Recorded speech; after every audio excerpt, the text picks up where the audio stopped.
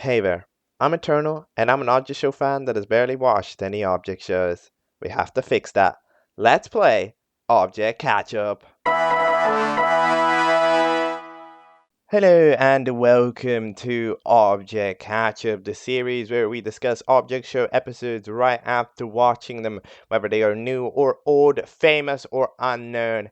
It doesn't matter, we will get to it all. And today it is going to be a special because no matter how long it takes, I don't know how long this is going to take. However, this is the Object Lockdown special. Yesterday, the big Lock Evasion duo released their episodes as a big collab for Halloween Day. So we got Object Lockdown 14, and then we also got Object Invasion 7. Now, Object Invasion, we'll get to it, but not today, because first we'll do this, as it is the show with the more episodes, so that means that it'll take longer to get there, and I want to get it out of the way earlier. And then secondly, it's the other show with the more, I think the more reviews technically, and usually I focus on popular primarily, and then we go down to the unknown when there isn't popular stuff to watch, right? They're both popular, to be honest. Maybe nowadays Invasion is even more popular, but like historically, right? Lockdown being this pretty ancient series. Um, we're going to take a look at that firstly.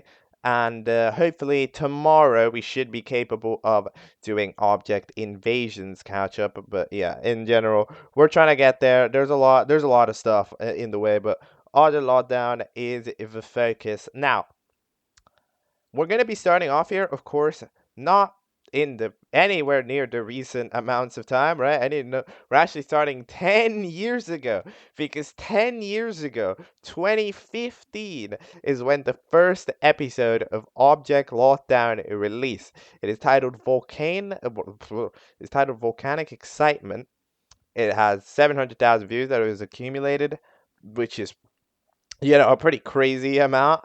I don't really know what to expect here because it's 10 years old, I guess we're about to see this entire series progress and all that stuff, but I haven't watched any of it. This is one of the big Object shows, and I haven't watched any of it.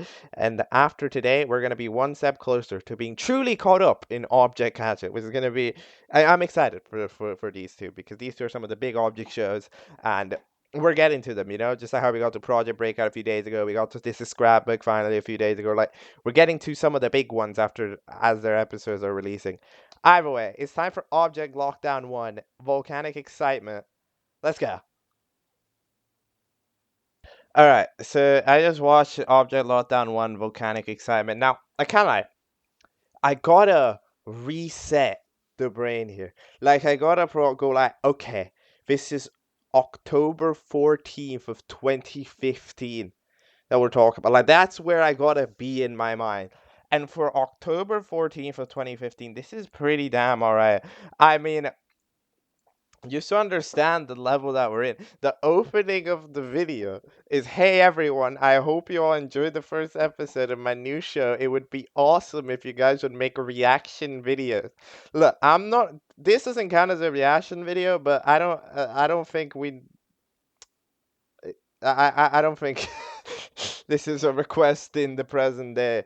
But like, yeah, that's actually crazy. So, we have Fire Extinguisher, which is the host of the show. Everybody's fighting for a mansion. Then we have our big cast. It's a relatively big cast, um, which is participating. Like, it's honestly quite a lot of people. So apparently, the way the show works is the worst performers are in the danger team, and then the danger team, the person that gets the most votes on the danger team will forever stay there, so they can go back to the safe team, but they can still participate. Is that what's going on? So like, you're on the danger team, which is the bad team, but you're never out of the show, right? Because it's like you're out of contention for winning, but you're not out of the win. Like, no, you're out of contention for winning, but you're never out of the show. Like, you'll still do the challenges for your danger team.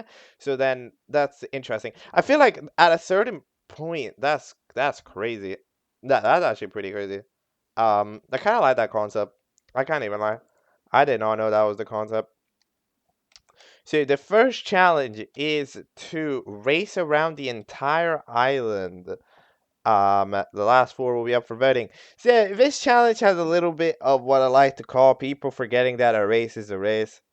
Like, you know those moments when a character is like, "Oh yeah, I'm doing a race right now," but then proceeds to immediately stay there still and just talk to somebody else, or even worse, talk to themselves.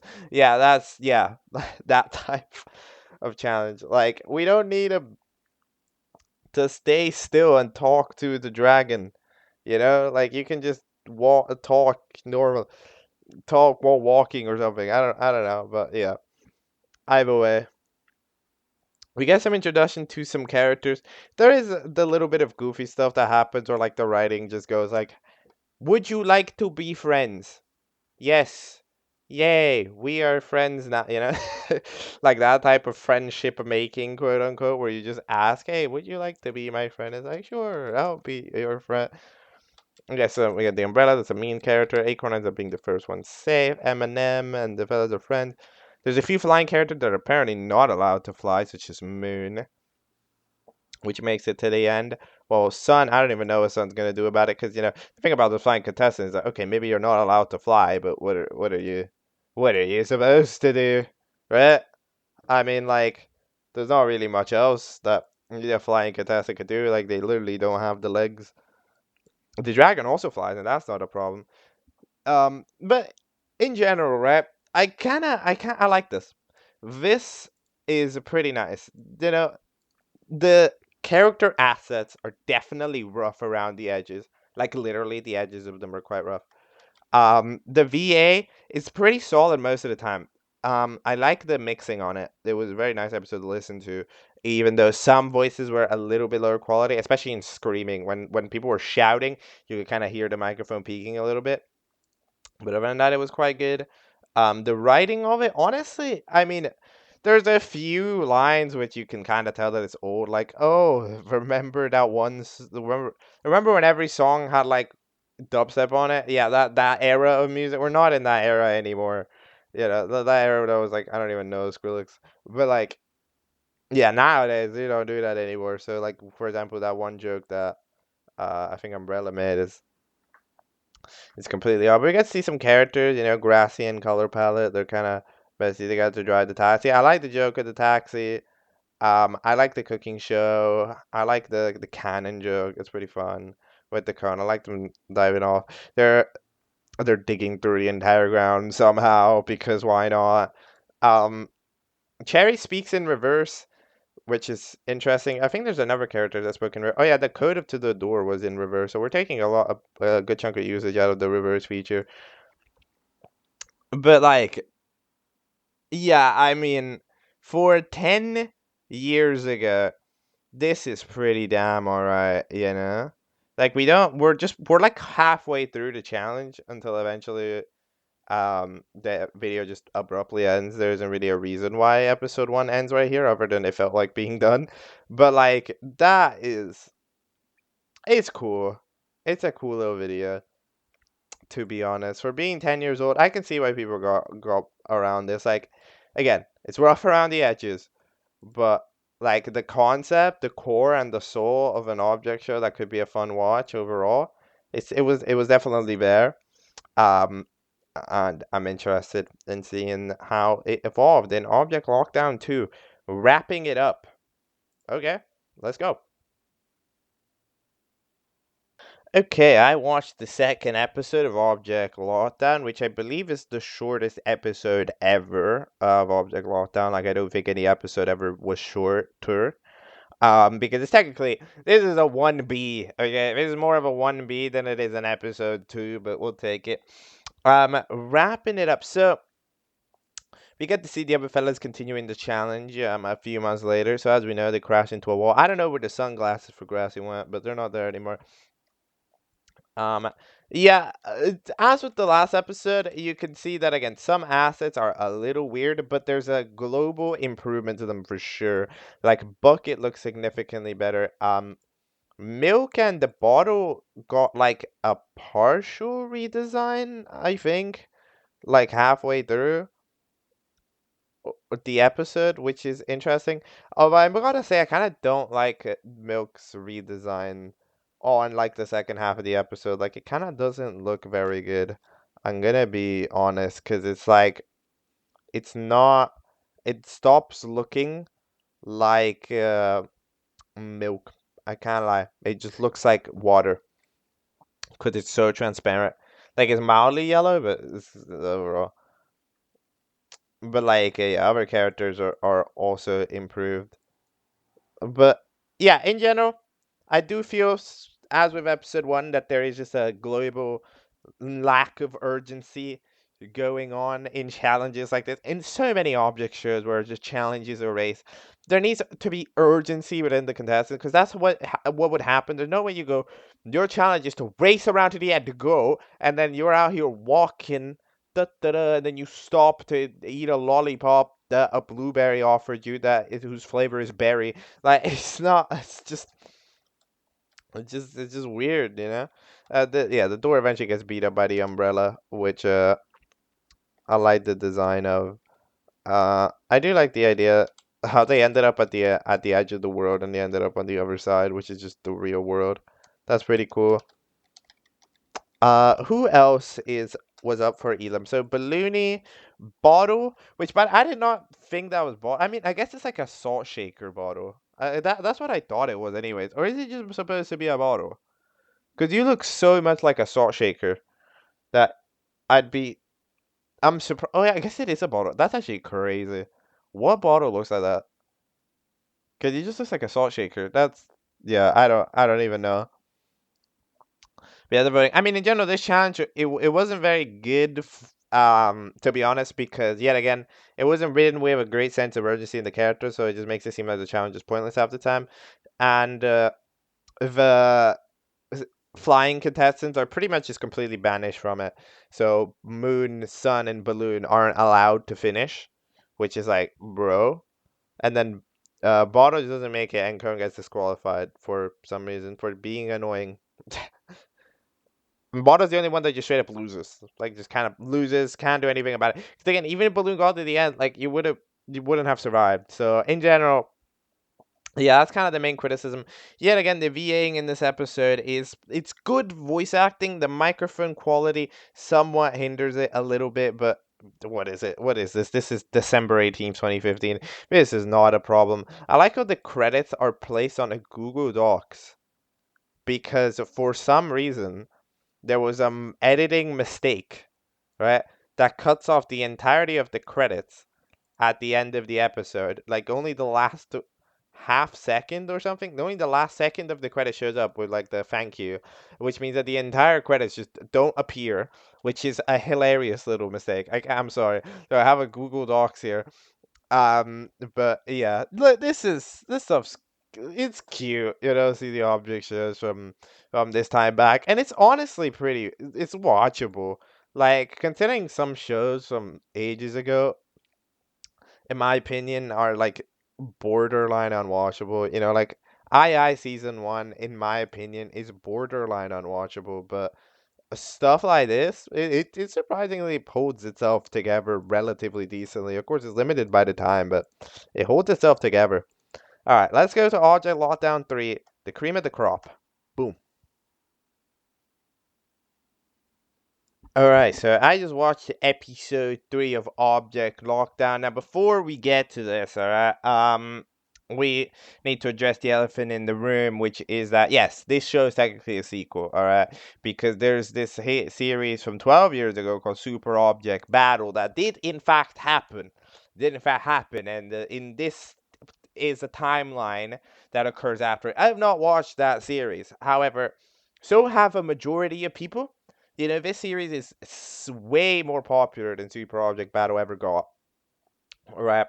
So, yeah, okay, we're getting some certain experiences that aren't exactly like we're getting certain quotes don't exactly make that much sense, and certain like interactions like, oh, remember me from the day, or like, hey, I was the OG. It doesn't necessarily feel as like we will get some context, but I'm still gonna keep it like this, is watch it without that knowledge, and then eventually someday in a distant future we'll probably take a look at Super Object Battle, but for now it's not. So this episode we start off with well, first of all, it's also been like 6 months, I think, in the universe, or even more, since the last one, which means that we end up having quite a bit of a rework of a bunch of stuff. Like animation assets have been quite significantly remodeled. Bottles, especially. Now, bottle actually looks like a bottle. I wonder if that was a complaint that was received back in the day, because genuinely, that bottle asset just looked like a salt shaker. It did not look like a bottle at all. So now we actually have a bottle with no cap this time, though, whichever one did. But yeah, you can see, like, for example, Washington, or George as it's called, shows up properly on the dollar bill, which before didn't really. If I'm not mistaken, color palette, which was the name of the character, has now changed to paint palette, which is interesting. And then finally, Drago has been definitively banished. They just quit, which means that they need to find a new character to be Drago. They don't find a new character to be. I mean, they do. They find a notebook, which is not a, not Drago, but notebook still returns because of the other thing. So then we have the elimination. I like the random walls of text that come in and say, "Oh wait, y'all forgot how this works," because I explained it a year ago, um, in episode 1. Well, yeah. So what happens is the eliminated contestants only get eliminated every like 3 episodes, and they all go in a batch, so they can still participate while eliminated, which is a something. Is that a good idea? Maybe. I mean, okay, in a real show, in a real like reality show, that would be interesting. However, I feel like in this scenario, where like one of the good things is that the cast shrinks, right? Because 28-person cast is way too much. You can't really do much. Like, it is an 8-minute episode. We honestly don't get to see like half the characters, right? Because they're just too many. So having them stick around for longer, well, okay, it is a thing. It's not really. The sun ends up getting a prize, while the moon ends up getting eliminated. I'm surprised that the moon gets eliminated, considering they don't really do much in that episode. In episode 2, right? As like Cone gets the least votes, because Cone got no screen time in episode 2. It was entirely episode 1. So yeah. Then we are at Coney Island. One of them is the food critic, and then they have to make ice cream. This is a good challenge idea yet again for real life. Like, this is a good reality show challenge. You know, run a stand. One person will be a food critic, so you have to just make sure that your quality is always high and serving to everybody. So that when the food critic comes in and has the food, then we'll be able to do it properly. So that all makes sense. One team decides to make bad ice cream on purpose so that the critic gives them a better grade. Okay. Interesting. Then the two swag characters want to have a rap battle. Grassy, where are your sunglasses? Come on, you look swag with those, to be fair. Um, I wonder if there's recommended characters. I wonder if those are the customers, because that would be pretty interesting, to be honest. So yeah, then what are they doing? Oh yeah, they poison like freaking sketchbooks ice cream because it looks similar to Notebook. So yeah, they just die. They eventually get burned on fire. That's a fun gag. Then they walk into the stand, ask for directions, but then it's like this. Then Notebook gets rightly called out by Bottle. Notebook in the post-credit scene goes like, "Oh no, this is so sad. The Bottle went after me." No, it's just because you're a bitch yelling to customers. What are you doing? Nah. What? But yeah, there's a relatively little amount of fun, guys. So the big team loses, which I've always noticed in these challenges that are massive team versus smaller team. Usually the writers always make the smaller team win. It's like, oh, you didn't expect that. But yeah, in this case, this is like a thing. I'm mainly thinking of BFDI. BFDI did this exact challenge, you know. Okay, no, they did it in a technically different way. But BFDI did this challenge pretty recently, right? Because like they did the challenge serve ice cream. It's a gigantic team and then a team of only one person. But that channel was a bit different because it was like served the most amount of ice cream rather than served good ice cream. But like, yeah, that's interesting. So they end up picking Berry, Bucket, Limey, Pumpkin, Sun, and Teapot, I think, to go to the losing team to get locked down. Ooh, locked down. There's a co-host, by the way, called Lock. They still don't really do anything. Like they haven't really done anything. They've just sort of been around and just talked. So, all right, I see what's going on. Then we had the post-credit scene. Love the lighting on both the initial scene and the post-credit scene. They, to be fair to them, they managed to make this one lamppost look really good. The show is like in general just animated a lot better because the thing you can really notice when it's not rough around the edges. You know, when the show is like okay, these assets look good. That's like a degree that you just sort of don't really notice. You know, it's just you don't think it matters, but it just looks so much cleaner when the assets are clean. And in this case, the whole episode just overall just has this air, more professionality to it. VAs are still in the same situation. It's relatively good voice acting. It just needs more microphone quality and the writing. As I pointed out, it's all right. It is pretty fun. Is I wouldn't call it like elite, you know, like it's not those types of episodes where I would consider them super memorable. However, it's like okay. Then eventually we end up having that paint palette and notebook are friends. They officially managed to have, they reconciled and now are friends with each other, and that's pretty cool and epic. All right. I think that's all I can really say about the cream of the crop. Let's head over into Object Lockdown 4, which was called Not Your Forte. Okay. Hello, we might have background noise from now on, but I have just watched Object Lockdown for Not Your Forte, and I must say it's an interesting little episode. We start off with another diss to Milky, which I kind of like, considering we're on episode 4 of the show. I don't know if I'd necessarily already be calling out characters as being personalityless, you know?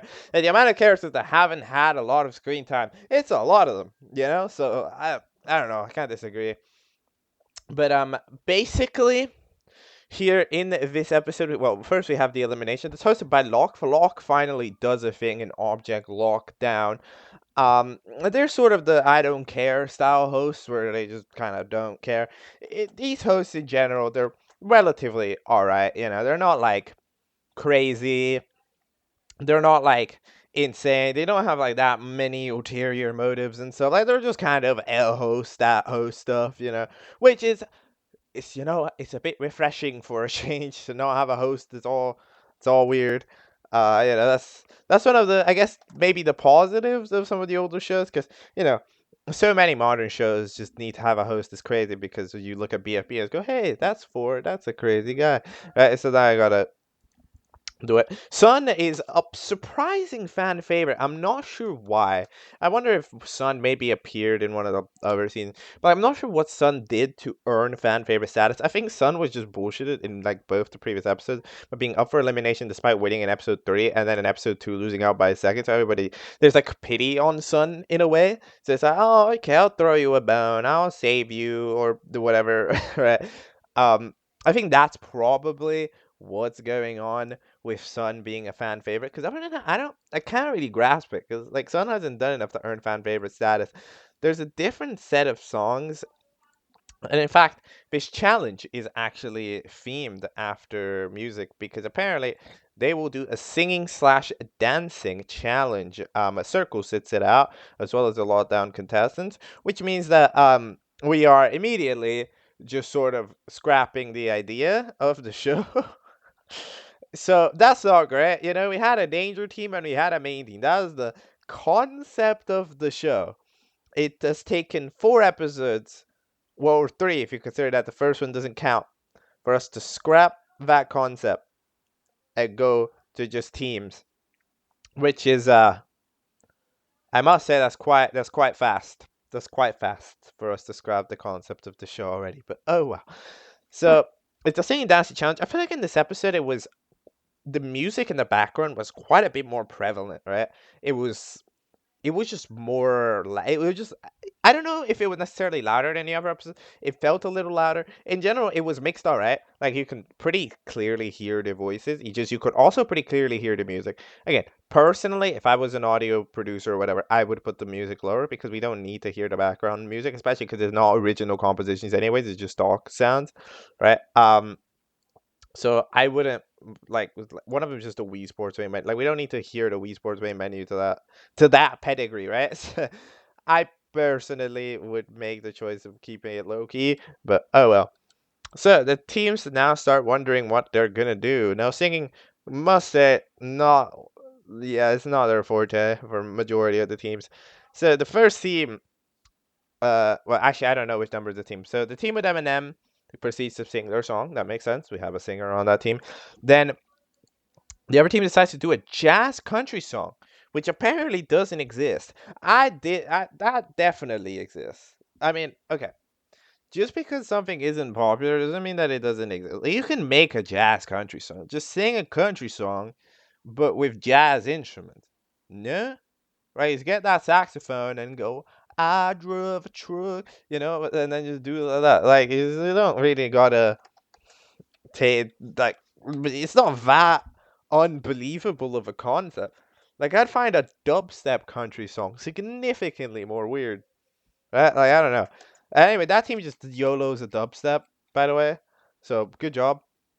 Then Trash Can apparently can play the saxophone for 3 years. They have played the Epic Sax Guy meme, which fun fact, the Epic Sax Guy meme arrives from Eurovision. So I don't think that ever did very well in Eurovision, but yeah, it ended up becoming popular on the internet indeed at that time. Well, not at that time, actually quite a bit before 2016, but yeah, it was just sort of a known internet thing. That team decides to go for it. Meanwhile, that team decides to go for dubstep somehow, to be honest. The only thing that the other fellas do is classical. They decide to do the theme of jumping, of just escaping. That's like a classic piece, which is not, but oh well. Eventually, Grassy and not color and Paint Palette decide to be the background dancers. Now that I think about it, what even was their background performance? I don't even know, but oh well. We have a guest star here, which is the computer fella. Now the computer fella, I must say, I don't know. They're the nice hosts. Like, they themselves say it, as a little jab to the show itself, but they are fine. The judges, they're judging it relatively honestly. Like as far as, and I pointed out in some other challenges that feel like they're somewhat reality show challenges. This object show does give pretty heavy vibes of just a reality show. Like it's not necessarily too much focused on the object variety, right? Like the fact that the objects are doing it and the fact we're in this object world doesn't really matter that much. Like we're doing relatively chill challenges. Like challenge one, race around an island. Challenge two, sell ice cream, sell good ice cream, and challenge three, sing. Like these are all relatively reality show-esque challenges. We've not so far delved to any type of realm that a real person couldn't achieve. Like if you put a team of humans on this show, like so far, they would have pretty good odds of winning. I can't lie. Like they would be doing pretty good right now, which is quite an interesting. That's I think one of the reasons why the vibe of the show does it. Anyway, the dubstep ends up getting a 15. I don't know why the computer gives them a 10 out of 10. Maybe it's because it's dubstep, right? And the computer more electronica music, which that makes sense. The jazz song with the saxophone was okay, but I mean it got stopped part way through. So I think a 0 is a bit harsh, but oh well. The jazz country song was not one of the greatest songs of all time. I got like a 6 or something.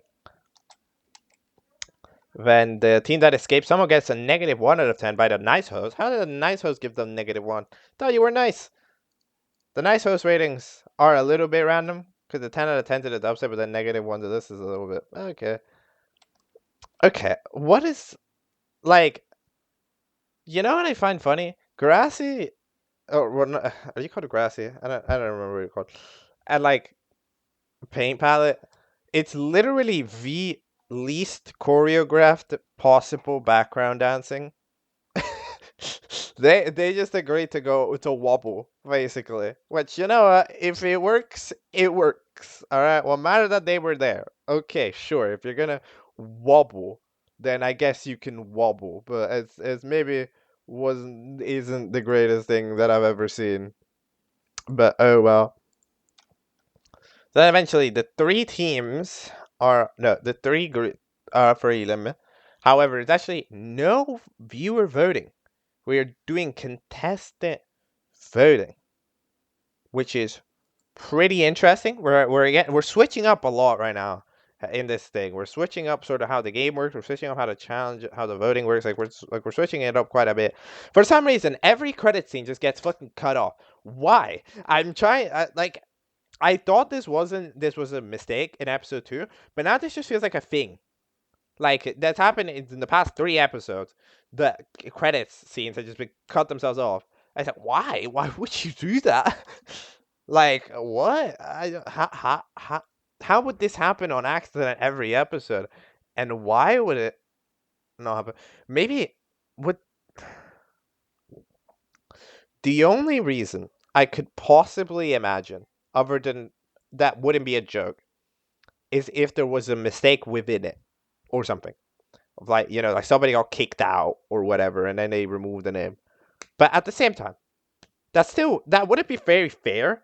Because like even if you kick someone out of a team, they still did work for you, so you can't really remove them from the credits, in my opinion. But also, secondly, I don't know. You could just remade the credit. I don't see why you would need to skip through them. I don't know if it's a mistake. I've probably for a joke, but I genuinely don't know, because then you just end up having to put the credits in the description as a Google Doc. Surely that's more effort than just using the credits that you made but just cut off. I have no idea what's going on in 2016 credits, but we watched it. Let's move on to the next episode, which is called Object Lockdown 5, Breaking the Mold. Let's go. Oh, that's a quality increase. So, Breaking the Mold, episode 5 of Object Lockdown. I've just watched it. What in the world? Okay, so this immediately we got a very nice little intro. I really enjoyed it. You know, we get to see more character interaction. It seems like that's the focus here. It seems like from this episode we've taken more of a character interaction focus rather than going into a team focus, right? Because the teams um seem that okay, so I think one of the problems with the format that this show had, right, of having a winning team and a losing team, that the teams change in every episode. I mean, team dynamics really struggle to form, especially when you have teams of like 18, as we've had in previous episodes, right? And that like it becomes kind of a problem. Team dynamics can't really form when the team is literally constantly changing, so that's a problem. And then like heading into some this episode, it feels like we're taking a bigger step towards the show becoming more character interaction focused, right? Because dynamics need to form eventually, and currently we don't really have them. The only character dynamics that existed were kind of character. There's like one or two, and then the other character dynamics are the ones from the previous show, right? Object, Epic Battle, or whatever it's called, right? So that's where that comes from. Now, other than that, I proper don't know um what to think here. This episode animationally is an unbelievable quality increase. Like right from the intro, you can just tell the entirely stylistically and just the way characters move. It's a higher quality, which worries me when it's a show that just so happened that it's gonna go into a hiatus. I'm just saying. That is not something that I actually like to see, because I can see, oh, I see what happened. But I mean, it does look very good. We have had the implementation of the eyelashes for girl characters. It's a good little thing to have, in my opinion. It's a nice way to like distinguish them and the style and everything. It's pretty solid. Locke yet again hosts the elimination this time, while Fire Extinguisher hosts the challenge. But actually, that's not true. Fire Extinguisher doesn't even host the challenge. Fire Extinguisher just like um gets abducted by aliens. Why? How? When? No idea. But yeah, that's a thing. So eventually we have the challenge, which is to survive. Simply survive. Don't be dead. So the winners form the safe team, while the others form the danger team. And the first person gets immediately eliminated. So Skateboard gets eliminated after trying to get through the mud, which means goodbye, Skateboard, I guess. Well, yeah, it's kind of sudden to just eliminate the first one out. In these types of usually, if you're doing a challenge that will eliminate someone, it's the last one, right? It's like, oh, last one to finish the race out, because at least you get to see it. When the first one is out, that's like, oh, okay, we just got rid of a character like that. That was pretty pointless, right? But oh well. We eventually asked Bottle, which, if I'm not mistaken, had the whole thing with. I think Bottle was. Wait, no, no, no, no, no. It was Notebook that's talked to Paint, Palette, the other episode, which is interesting. So that's not actually That's not even a prior dynamic. But anyway, they're all there. For some reason, Chariot just gets thrown at Pumpkin, dies. I don't really know how, to be honest. Doesn't get eaten. So they just get thrown and, I guess, die from the crash. Pumpkin also then proceeds to die by getting thrown by the bear. Barry also dodges it. Then Yarn meets Hot Sauce. Hot Sauce just kind of helping him out. Yarn, this type of scaredy kind of character. Yarn did, however, receive the message a few episodes ago from Drago, so they don't necessarily seem like a completely useless character, as they've said. But those two are now walking around out of the quad fellas. Grassy dies, and then Bottle tells the others to run while they themselves take the hit. Do they need to take the hit? I don't think so. At least, you told the others to run. You could just run yourself, but no, they just take the hit. Everybody that's up there in the view, like sort of above the freaking thing, above the forest, ends up getting all murdered by Edgy Diamond, the hit character that exists now. I believe that there's a few VA changes in this episode. I noticed it more with Snowboard. I think Balloon. Some characters felt like they had VA changes, but I haven't heard too much of a lot of these characters, so I kind of don't 100% remember. But it did feel different. For some reason, randomly in the middle of the episode, we're freaking just roasting Danganronpa. Why? What did Danganronpa do to you? Why do we need the whole skit about? I don't know, but we did do that. Until eventually, like freaking Venom or something shows up and stabs them. Then, yeah, Can ends up surviving. I was always wondering this because, like, okay, what is the best strategy when the challenge is to survive? Well, it's usually to make shelter. Because if you think about it, right? If you are in a place, okay, and there's currently nothing evil around you, that means that for something evil to get around you, they would have to come to you, right? Which is okay, that might happen, right? But I think it's a better decision to stay put in a danger challenge than to walk around. Like the way that whole like alliance was doing. Like they were just walking around the forest for no apparent reason. They're just walking, right? And it's like, why? What are you trying to find, right? When the best strategy should always be to stay put. Because if you stay put, yeah, maybe sure an enemy is gonna arrive, but you can at least be prepared in your spot for when that does happen, and then it might just not happen, right? And then you might be safe. Well, instead, if you're walking around, you're gonna be always unprepared for an attack because you don't have like a shelter, you don't have anything acquired, and then secondly, you're just inviting them, like you're just walking around, you're covering more of the ground, which means that you're covering more potential area where a bad person, where an evil monster could be. So why is everybody just walking all the time? What's the point of doing that? We're just going on a walk along the forest. Like, no, stay still. In a way, okay, I understand that they're fellas in the tent are entirely just doing it so they can watch a show, but they just have the correct strat that is the correct way to go about it. You just have to stay there, and then if something evil comes by, which it did, okay, sure, but you just gotta stay there. Tactics, okay. I like it when there are tactics to the shit. You know, I'm gonna point out the tactics when I see them. I understand dumb little objects. The objects are dumb, but like in general, yeah, Circo and Milky agree to try to leave to the stage. Yeah, they get absolutely destroyed by a cannon. Fair enough. I do like the observation from Milky that it's like, oh, I mean, we might not die, and I guess indeed there was a technicality.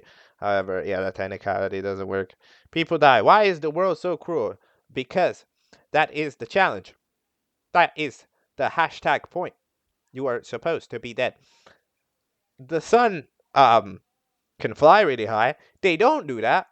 I can't I can't lie.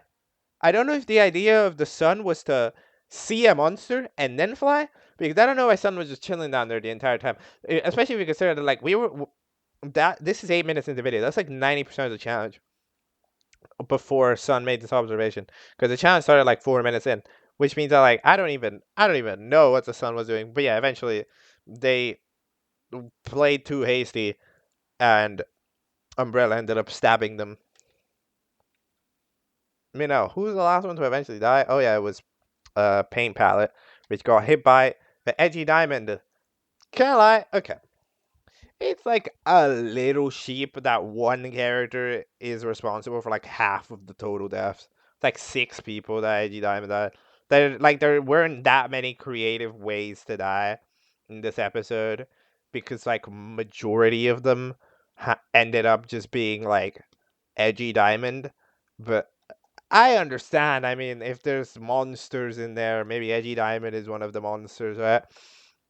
But yeah, I mean, the animation quality on this is so smooth. Like, it actually just looks so good. I if this show, I mean, this show does end up getting itself a good chunk of episodes before taking its big break. So, I mean, I do see what's how it would get delayed like this, because it does look like a lot of effort, especially if you consider that like the first few episodes of Object Lockdown already were taking quite a bit of time.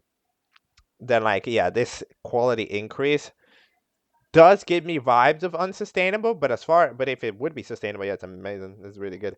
We do get back to contestant voting. Locke has no idea how to revive the dead contestants. I guess we'll find out. Maybe call up the aliens that you have contact to. Come on, Locke. You know what to do. Yeah, this is the first challenge in the show, because last episode I pointed out that this was a surprisingly realistic vibe of a show, right?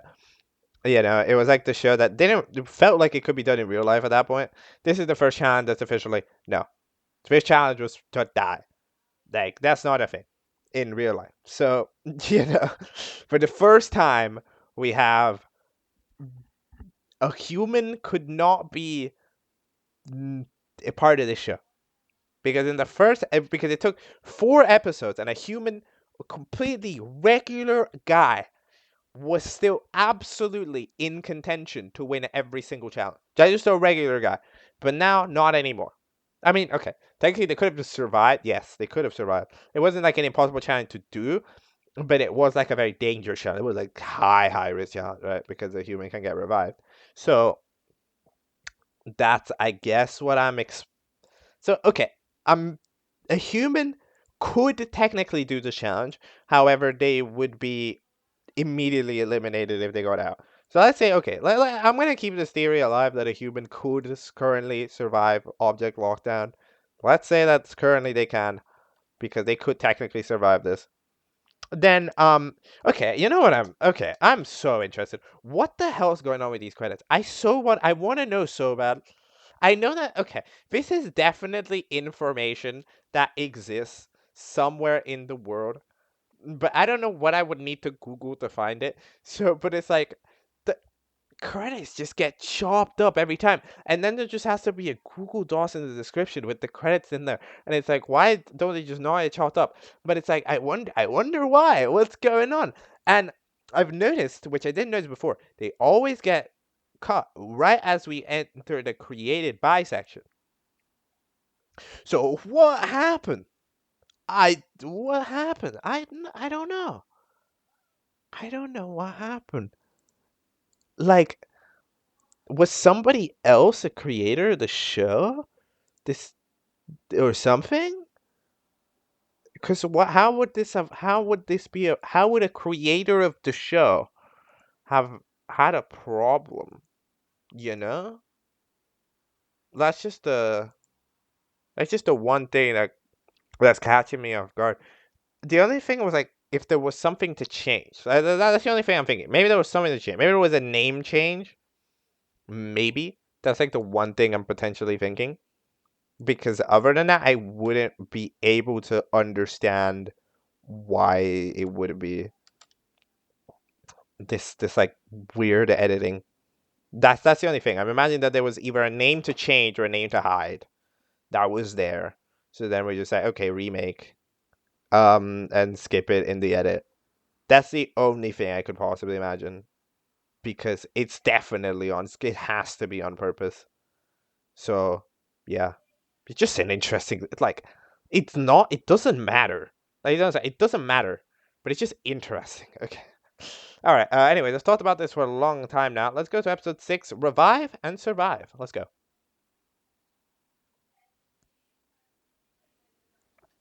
All right, that was episode 6: Revive and Survive. Now, okay, I see it. I get what's going on.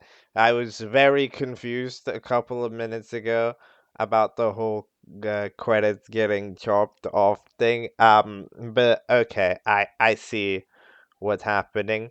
Um, I see why.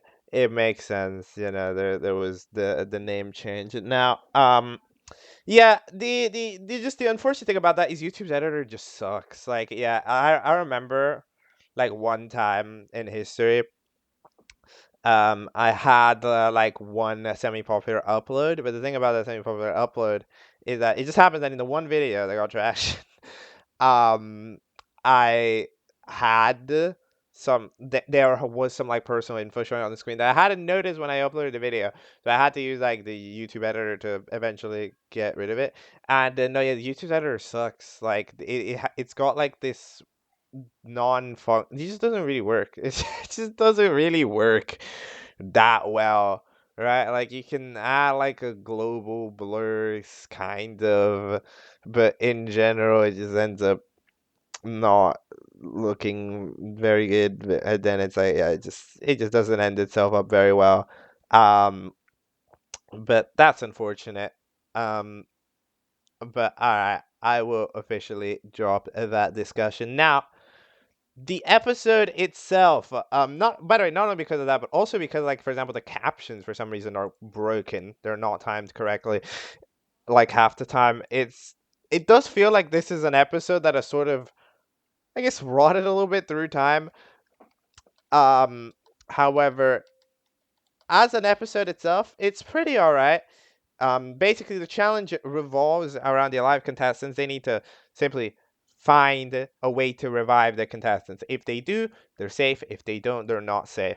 Now, first of all, just as a little note, technically, right? I know. Okay, I understand that this is evil, but again, if you think about it from a challenge perspective, being up for elimination, but then you don't have to revive the contestants anymore, would mean that you would just be eliminating like 16 people in one fell swoop while you get one chance at, well, you might be eliminated. I'm just saying that if the characters absolutely wanted to win the show, the best strategy would be to not revive them. It's just absolutely better because you get rid of 16 people and for the sake of having to survive one elimination. Like the risk reward, like okay, it's relative risk, but the reward is so high because you end up getting 16 people, or well, 17 if they're like that the extra eliminated contestant. Like it would be amazing, unless of course they would get revived anyways. But it doesn't seem like fire extinguisher was gonna do it. So yeah, technically the contestants, if they were gonna be strategical, shouldn't actually revive the rest of them. But obviously, it's significantly the nicer thing to do is to you know, revive them. So a few people gotta try to go in a few different directions. And it turns out that the best strategy ends up being the fellow that go to the village, because the village has shops, it has people, it has town, and it has intel. It is absolutely just the best way to go, right? Because no, sorry. Oh, wait. No, I'm lost. The people go to the city. That's okay. That works okay because you can ask people. However, the team that wins, the one that goes like seaside, because the seaside team of like Eminem, the bucket, and the umbrella, they end up having a bunch of stores there because it's like, sort of, I guess, a touristy location. So they end up being a magic shop there, and they end up getting a scroll to revive people, which they don't even buy it. Apparently, there's no currency in the lockdown universe or whatever. But yeah, it turns out that it is indeed the way that it just works, and everybody else gets revived. So good job to that scroll. Yeah, I mean, it's a pretty smart strategy. Just go ask people, go find somebody who knows, and then do it. Because I'm really glad that none of them was like, we're gonna invent revival. Like, okay, what are you doing? Right? So they just go at someone who knows. Yes, that's smart. That's a big brain decision. All right. Then eventually we go on to do the elimination right here late into the episode. Yeah, the contestants are now quite mad at Locked. One interesting thing that I find, there's so many more likes than there are dislikes. And as far as I'm aware, this was 2017. They hadn't turned off dislikes yet. Like, that was the thing. Because nowadays we know that usually there is like there's less dislikes on average on a YouTube video because it doesn't show. Right, publicly. So there's no way to like, wow, oh, this many people decide I'm gonna, like, it doesn't work. There's an extension that also doesn't really apply, right? So in general, that's surprised. But this was the era where dislikes were still around, but we've got like nearly twice as many likes as there are dislikes, which is interesting considering the likes to actively matter less than the dislike. Like, it's just kind of weird. Either way, by the price is all very close. You know what? To be fair to everybody, there actually is like a significant amount of shared love in this show. If you consider like pretty much everybody except 4 characters get over 200 votes, get within 100 votes of Painty, right? Like half the cast. So like in general, there is a pretty widespread of people who like it. It makes sense that Painty ends up getting the most at this point. But yeah, they get a drill. No idea why. I guess we'll find out.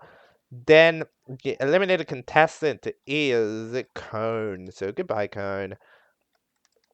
You have been eliminated. And now everybody's up for Elam again. Because they were dead. That's why. How dare you be dead? Yeah, that gets you two. That gets you voted twice. Two times. That's not allowed. You can't be dead. Like what are you doing? Um, and then eventually we get to the end game. Now, how's the current status of the show? The styling of this episode felt a little different again. I'm not sure if this one wasn't that different, but it felt a little different, especially in the backgrounds, like the way that grass looked. I don't know. I don't know. I haven't gone back to check. Anytime I'm saying that the style different, like half disregard it because I've like half just um it's half just like probably BS misremembering. But I'm just saying it how it is, I'm saying these things, right? From like a perspective of somebody who's watching it nowadays for the first time, right? Like this is the first time I ever watched this. So I think it's good to be able to hear this perspective from hearing it, right? Like for example, for me who's trying to properly look into it and discuss the show, right? You could tell how like that later on change of like carving out the credits is like it makes just an interesting thing to think about when you're watching it for the first time. Now I get it, but it's like when you're in the middle watching it, like I think 2 episodes ago or something, I was like, did we kick someone out? Was there a hostile thing going on? It wasn't, but like in general, it's just it happens, right? When you don't know. So you just end up making these types of theories, and I think it's interesting, in my opinion, to be able to see this like completely casual perspective um that I have to a show compared to some other fellas, right? Because like there's just this way of not there's just this not I want to say bliss of not knowing, but there's this interesting situation of not knowing. That's why you have to, for example, playtest a video game, right? With a completely casual person that hasn't played a game, maybe not even in your genre, because that way you get to properly see how a new player plays a game. Because if you just play test it with like your friend who knows about it, then it won't be as good. That's that type of situation. So I think it's useful for this type of talking to exist and to be able to give my opinions on that. Anyway, that's all I really got to say about Object Lockdown 6. Let's move on to Object Lockdown 7, titled Constructive Criticism. Let's go. Let's go. Alright, so I just watched Object Lockdown 7, which is pretty long. I think it's the longest individual episode of the Lockdown. Although technically episode 1 and 2, if you combine them, right? 'Cause it's a 1A and 1B, let's be for real here. I think are roughly the same length. But yeah, so firstly we get constructive criticism. I know, right, the name of the episode, because Circle is like, hey, are you nice? No, you're not really nice. And then yeah, in fact you get it. We see I like at the PS5. What is that? PS51 and a half? Okay, that's an interesting that's an interesting thing. They Diamond forms a band, so yeah, we're getting some things. We also have recommended characters included for the first time in this show. It's a staple of object shows. I think it's such like a staple of object shows because there's nothing wrong with it, right? Like having recommended characters appear just makes the person who recommended them happy. It gives community like, interaction and stuff. And in general, it's just cool. You get to see cool characters. It's not that long. It's overall just a really positive thing, right? The recommended characters. So again, so like a lot of shows do this, and it makes 100%. Of course, I do have to point out that the 8 ball is number 8, which is I mean, yeah. Then we're doing the elimination here, as Locke is interesting. The likes, by the way, Grassy demolishes it. Like, demolishes this prize voting. So, I mean, just absolutely comes off as a fan favorite immediately. If I'm not mistaken, Grassy is a fan favorite in BFDI as well. Grassy is just the GOAT. You know? It's like, if you make a character that is grass, you are just immediately goated. Like you just win. Um, but then we head to the dislikes, which ends up being Snowboard eliminated quite obviously. Okay, so if you imagine, right, last voting there was a bottom two, right? Cone got out and Snowboard got second to last. In this elimination, nothing has changed because the character didn't get to do anything, right? They were dead, but then they're now up for voting again because they've just been revived, which means that the opinions of anybody for these characters hasn't actually changed at all. Like there hasn't been any opportunity for us to change our minds about these characters. So, like, Snowboard was just getting out. This, in my opinion, was one of the most obvious votes because there's how would they not? They probably got even more votes because now the people who wanted Cone to stay in have resentment now. So that means that Snowboard was even more likely to get out. So I think this was one of the clearest votes of the show because there was so little jeopardy. It's like the same thing, But oh well, we get the intro that, if I'm not mistaken, didn't appear in the last episode, right? In the last episode, we didn't have this type of intro, but we had this intro like 2 episodes ago. Anyway, I really like this intro. This intro is cute. It's an intro that's proper focused on the interactions, which I think it's sweet. It's a nice intro for sure. Then the challenge ends up being to build a house. We're divided into the 3 teams, which is the safe team, the danger team's girls, and the danger team's boys. So first of all, I'm glad that we're actually using the teams properly. Okay, because again, that's the unique concept of the show, right? We have the safe members stick together and the losing members stick together in a way. So I'm glad we did that because I was worried when it was episode 4 and that was pretty much completely scrapped for the sake of the 5 teams of 3. I was worried about that because I was like, oh no, are we really gonna just completely disregard everything? Um, but thankfully, no, we don't seem to. We seem to be roughly keeping it in. Sometimes we're still needing some extra teams, but as long as we're keeping it to a strategy of the safe and the not and the danger, like I like it. Just keep it moving, keep it safe and not safe. It's a great concept. I really want to see if a reality show in real life has done it. No, genuinely, because this just gives reality show vibes. Because it's an interesting thing. Like, would the safe what would happen if this was real life? Would the safe team just go on a winning streak because it has the best members on it, or would the losing team be able to grow themselves out of it? Right? I don't know. I don't know. It's like an interesting concept for a thing. It's just really interesting. Um, then all of the teams get divided into 4 gatherers and 4 um so yeah, 4 gatherers and 4 builders. And I really like this scene of the water because the water scene, you can see them properly interact. You sink the glass of milk underwater. So then it's like trolling. The yarn can't swim because it's um what is it called, absorbs the water, right? It soaks the water in, but then the bucket comes in because the bucket can help out the yarn. That's a cute interaction. I love interactions like that when the objects are their object nature is actively being tested, right? Their object nature is actively being tested and is still um interactions with that. So the personality, the thing, but it's cool to see that the object itself matters.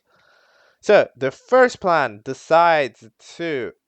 So okay, so what do they do? The danger boys come in and take the wood. All right. While the what the hell is their team do?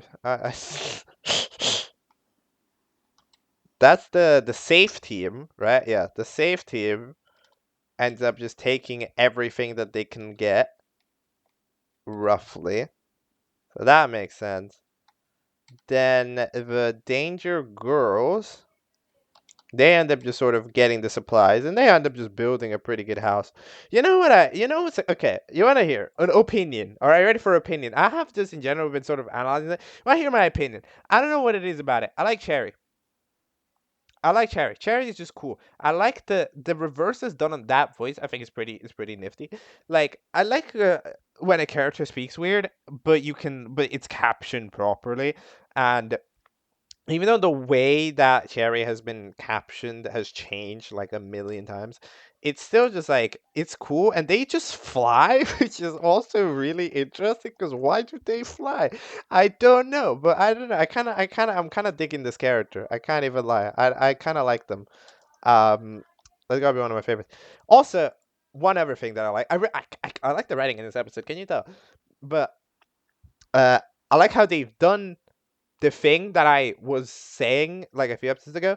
Is that it's a little weird to have an eliminated contestant participate because why would they do anything, right?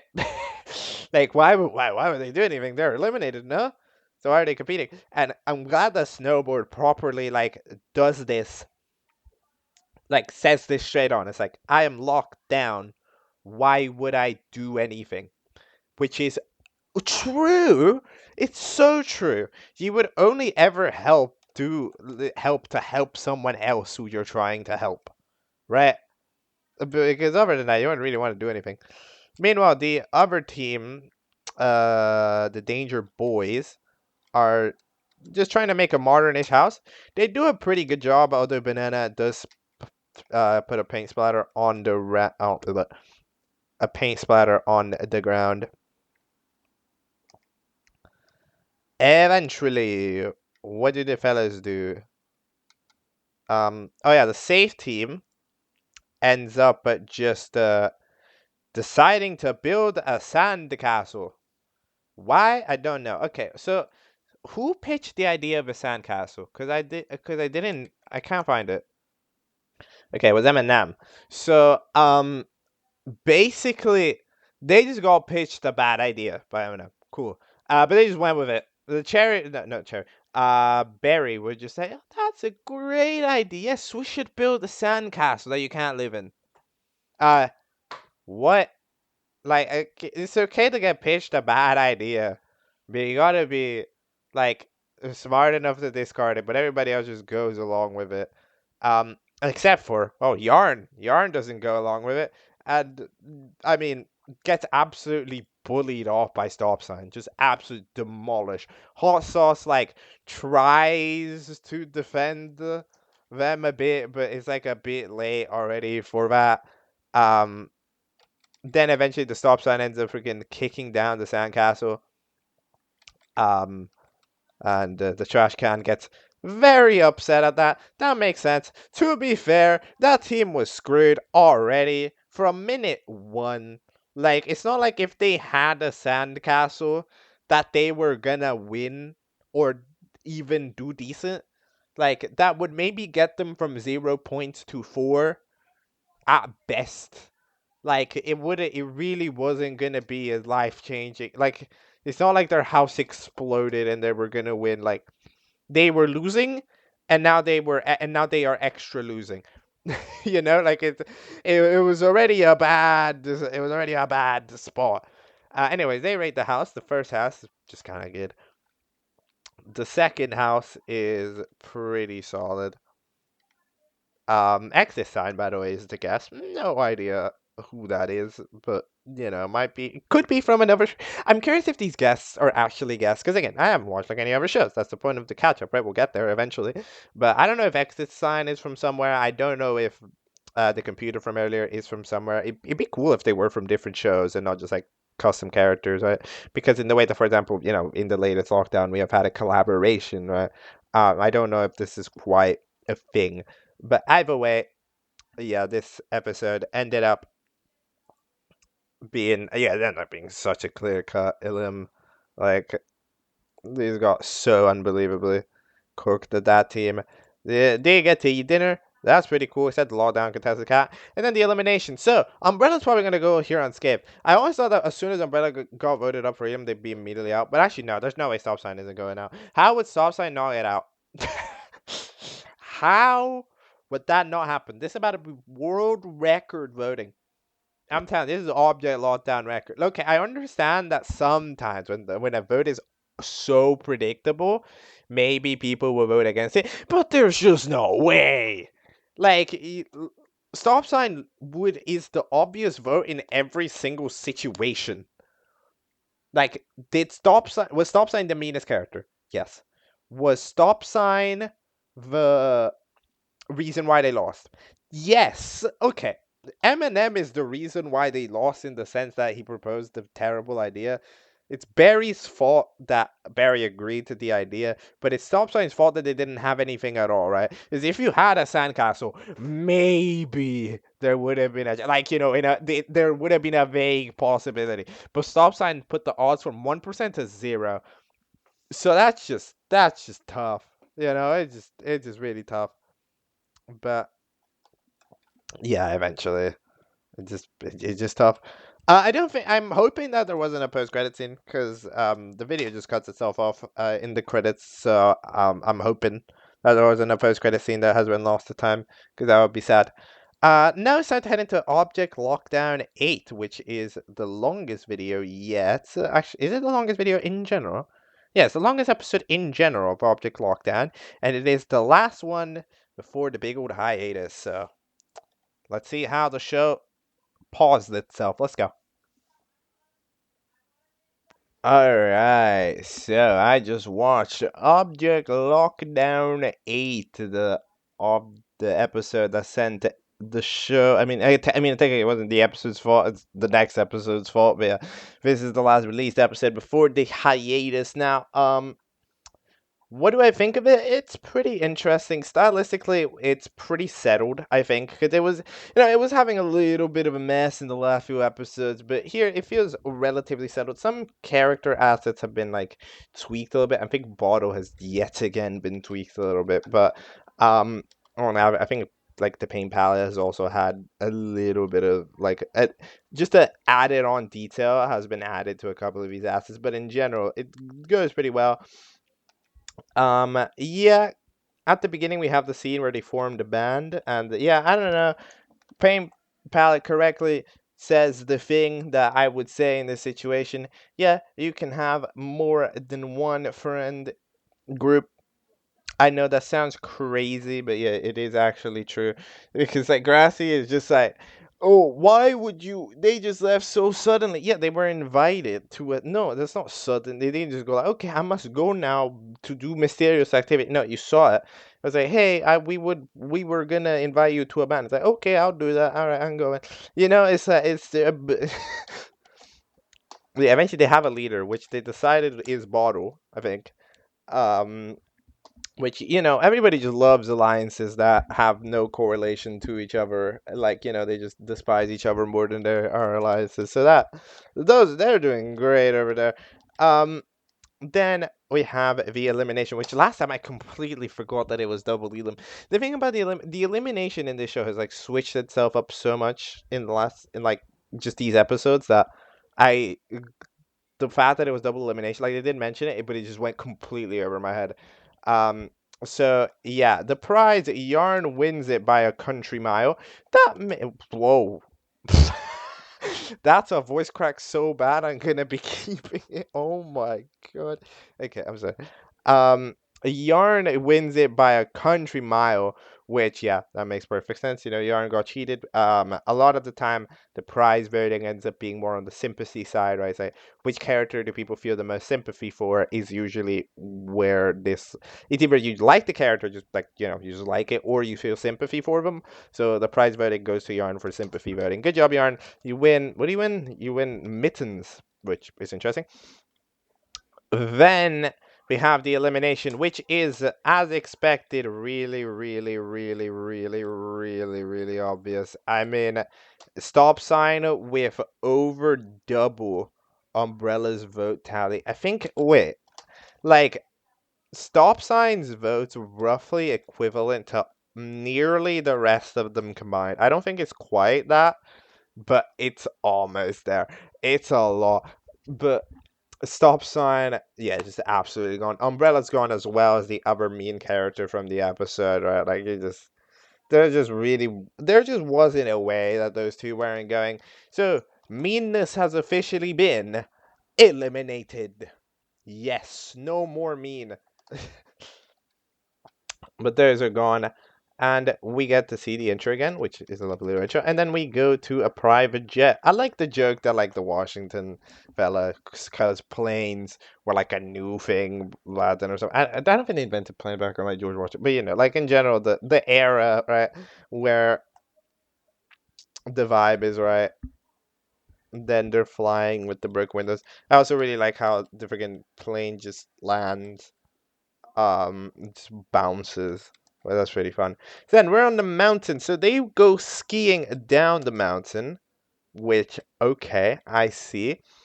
However, we're in pairs, which means that we are scrapping the danger team and safe team again, which why? You can make pairs using the safe team. You can make like 2 safe pair and like 4 danger pair. Like you could do that. I don't know. I just personally think that like you've locked down into this concept. Do the concept, right? I don't know. I just think that like because that's the concept of the show, right? It's how we're following it. But oh well. Then the pairs are generated randomly. They're generated randomly. Very, very, very, very random. Okay, let's be for real here. I mean, no, they're not random at all. Why? They know a way that Cherry and uh Berry are together. There's hot sauce and Yarn together. There's Grassy and Bottle together. Like this is cap. Bro is capping. All right, I know we don't use that anymore, but I'm bringing it back. All right, just for calling out these pairs as the least random pairs to have ever been randomed. But eventually, yeah, paint bucket, no, paint. Oh god, what a combo have I made. Paint palette, and can, like the trash can, uh, team up. The trash can's like, oh, we're not gonna win, I'm useless. And then eventually they end up doing quite well. Because sometimes paint palette is just good. He's just a good player. Like it just has a strong ability, motivation. Um, it's like it's relatively focused on the challenge. Like, okay, Penny's good because relatively good at the challenges, right? Positive mindset, the mindset we can do this, and just always tries, and that's just it makes them a very very strong competitor. Here, absolutely. Then Orange and Banana in the middle are the opposite of that because they're just completely absent-minded from the challenge. Like they are not thinking about it like half the time. Sun tries to hold on to the snow. I don't know why Sun is like all stretchy. I don't know why that what's going on with that. Like I genuinely don't know. I must say one of the things that maybe disappoints me a little bit, like maybe a little bit, right? It's that Sun, they haven't done anything with Sun in terms of like being a Sun. Like when you have a character that is literally a Sun, you can do so much. However, they haven't really done anything. In a lot of other objects, we go on to see from time to time their objectness being used and being ability. But the only thing that Sun has going for them is that they fly. Like that's the only thing. And for half the challenges, they either can't do it or they get like they either can do it or they are at the massive disadvantage. Like, ain't no way that Sun, like for example, in a few episodes ago, well, not a few episodes ago, like last episode, which I didn't actually point it out, like they stack the ingredients on Sun. Like, no, you shouldn't do that. That's a terrible idea. Like, it's the Sun. The ingredients would burn down in 0.1 seconds if you touch them. It's like it's that type of thing that I wish they did. That I wish happened. Like this being like having Sun be actually a Sun in any type of capacity. Because right now the fact that the Sun is a Sun doesn't matter. Like they're just a flying contestant. And that sort of disappointed me. Because like the Sun is bouncing here on the snow, but like it doesn't do anything. Like it doesn't burn, it doesn't do anything. It's not like it's like because the Sun's supposed to be the hottest in the world, but no, it doesn't matter. Like the snow's fine. Just that's a criticism. Anyways, Barry is asking Cherry about this immediately. Next criticism. Um, so do people understand Cherry or not? I'm like apparently nobody understands Cherry. No, that's what? What do you mean? People understand Cherry. Just last episode, Cherry asked, "What can I do?" and Snowboard responded. Like Cherry gets responses to the questions. Why did we randomly just decide no, Cherry can't speak? No, we don't understand Cherry. No, we need a translator. What? That wasn't a thing. Was it a thing? Am I bad? Am I bad at understanding media? I swear everybody was just understanding Cherry. And then now we don't. That's that's crazy. That feels like feels like a new detail popped on, in my opinion. Because I swear that wasn't the thing. Like before. Nobody complained about Cherry. Everybody even answered Cherry. Or is Barry the only one that can't understand? Like, what is. I don't. No, because the host can't understand. They have the translator. It's like, what? Like, Pumpkin understands? I don't. What? I really, I don't get it. I don't know. That one threw me for a loop. An absolute loop. Anyways, apparently they immigrated. So they must have learned it, I guess, by immigrating. So that's interesting.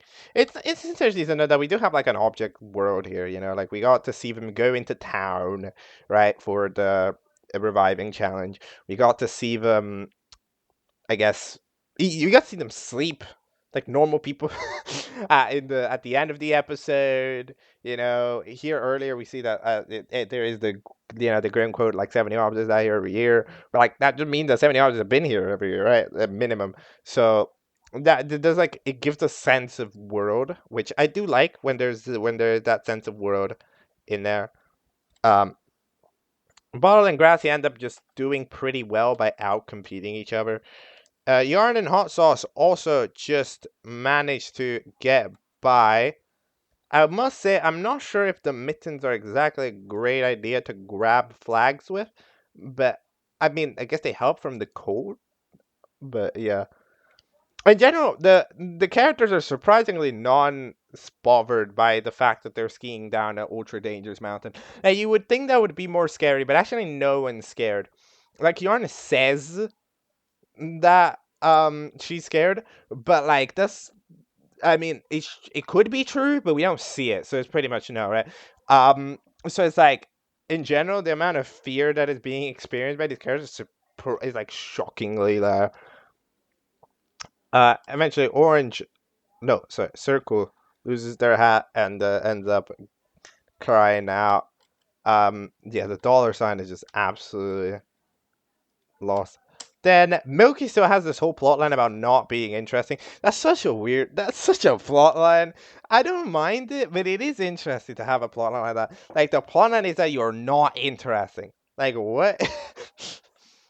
But yeah, that team ends up doing pretty alright. Silently, I guess. To be fair, I don't even think that's necessarily Milky's fault. That's more like Teapot. Okay, no, I'm sorry. Teapot is actively less interesting of a character. Like they just put the least interesting duo possible. Like it's not really Milky's fault. You know, like these are the types of characters like these two that they just bounce off other characters that are louder, right? Like Milky is fine, but for example, she's interacting with Circle. You know, she's interacting as part of it. But yeah, okay, maybe she doesn't have the power to the kickstart conversation, but she's a good like following into the conversation, right? It's one of those characters who is more of a response than a action, which is fine. You can have both of those situations. You know, you gotta have both of those in your cast. So I mean, Milk is fine to be honest. Um, but I get it. The Acorn and Sun, yeah, they get absolutely cooked by Sun's stretchiness. Ends up crashing onto the Milky, which but just dies. I didn't even notice. It just died. Wow. Um, and then they roll over into a snowball, which catches everybody except the who didn't they catch? They didn't catch Yarn. No, they didn't catch. I like how they do. They do the opposite. Two people survive. Yarn and Hot Sauce survive by the power of friendship. Meanwhile, Bottle and Grassy just survive by the power of competition. It's like the opposite. But yeah, they both just managed to YOLO it and get to the end. Um, and be around. Now, eventually we tally up the scores, which end up being who wins? I think the Grassy wins, right? The Grassy and Bottle team, yeah, they win with 10 flags. So the teams that get out are up for voting end up being those for okay. Alright, I see. The team that did worse was the Pumpkin and Dollar. That makes sense. Who would get eliminated here? Circle? Maybe? Circle. I don't know, man. I say Circle because I really don't know. This is a pretty I'd say even out cast. I'm gonna say Circle, but I don't really know. And then the post credit scene, we get to see Yarn having a journal. It's nice to remember that again. This is a show where we're in a society, which means that there is a show where like the characters they are living, you know, they go to sleep. Like they go to sleep. I know this is such a basic thing, but the amount of time that we've seen object shows send like proper have characters go to a bed and sleep is actually surprise. You'd be shocked at how low the number is. So that's pretty solid. Um, yeah. Eventually we go to bed and then we finish the episode, and then no more, no more episodes for ages. How long? For 6 years. We did have another show. We did have Object Lockout, which we're not going to be taking a look at today. That's a different show as far as I'm concerned. Um, maybe isn't going to be the best idea. I don't know if one of these Object Lockdown 9 to 14 or whatever, I don't know if they're going to be mentioning lockout happening. I don't know when lockout takes place or whatever. However, I am not looking at lockout. I'm going under the assumption that it is possible to watch lockdown fully on its own. All right, that's my presumption. That's why, for example, I'm going to be looking at Object Lockdown 14, despite not looking at Object Invasion yet, because I'm going under the presumption that it is possible to watch this show without knowledge of another series. All right, that's why I've not watched the original. That's why I'm not watching Lockout. That's why I'm not watching Object Invasion when I'm getting to 14. That's why. I hope this all makes sense. All right. Um, let's head into the big return. Object Lockdown 9. This again? All right, I have just watched Object Lockdown 9, The Big Return. Now, of course, yes, the style is different. Are we surprised? No, that makes sense. It's been one quadra gazillion years since the last episode. Everything is gonna be different. There is a massive low style change, which it does look good, though. I can't even lie. Like, the new style, it's very groovy, it's very good. It just looks very nice. We did retire the eyelashes off of everybody except the paint palette, which I don't know if I would have done that, but in general, I do. I mean, I don't mind it. It does make paint palette more unique, and I do think it fits paint palette more than the others. But I did like it as a feature that everyone had. Like if it like as a shared feature, I thought it was pretty cool. Can't lie. But um, uh, eventually we need to get a bunch of stuff out of the way. So we immediately start off with yarn and hot sauce, which we need to remember are a thing because like this episode does have the very complicated little task of it does a little bit need to nudge you of like, hey, remember this? Right, like this show is trying to do everything, or it's like, hey, remember this character? Hey, remember this character? And all that jazz, right? So we're doing like in a way this feels like an episode one a little bit because the characters they're just kind of hanging out a little bit. You get to re-see their dynamics and stuff, which it's been like a while since we've seen them, of course. So in general, it does a pretty good job of that. The intro stays relatively the same, though, which I'm satisfied. I mean, it has a mild amount of a rework, but it's pretty cool. Yeah, eventually the Milky gets thrown off. Teapot is just mean now for some reason. Cherry, for some reason, also likes the smell. Fair enough. I don't know. Then it's also is this more unhinged? I feel like it is more unhinged. The writing of this episode, it feels like it has gained a level of unhingedness a little bit, especially with the whole fruitiness, with the whole oh you can buy a house, and now we can't buy a house, right? Like it like in a way it feels like the writing, in a way it's just because it's more modern, but it does feel more unhinged in a way as well. But remember that it's like oh yeah we need to talk about the how, and you talk about the skiing challenge, right, and stuff, and the alliance. Remember the alliance, right? Like, like that's we're doing a lot of that stuff, basically.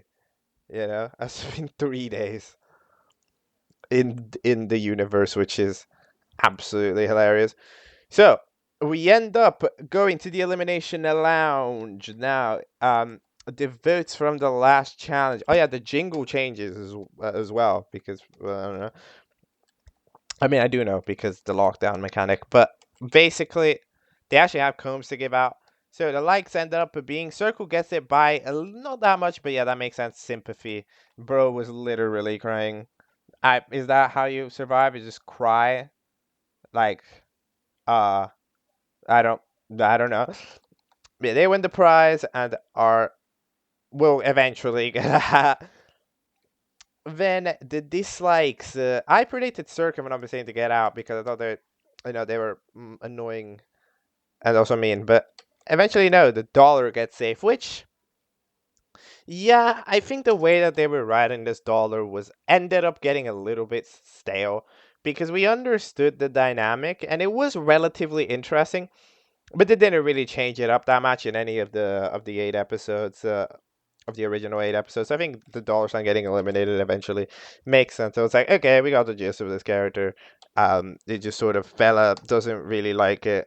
The dollar sign is kind of annoyed at the George Washington, and then Washington is just sort of yapping all the time about the good old days. Like there wasn't too much of a switch up. Locke still sends them down, and then eventually we means that there is no more lockdown. Instead, you guys can make your own teams, and you guys can switch the team. You form your own teams. If your team loses the challenge, you are up for elimination, and then before a challenge, you can switch the team.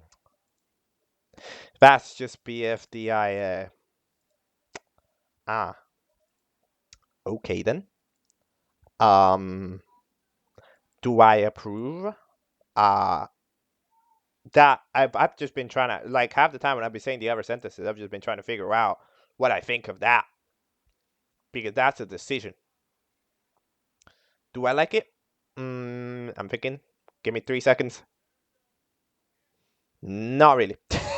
Not really. I don't like it, actually. Not really. I understand that it is better than the system that was created.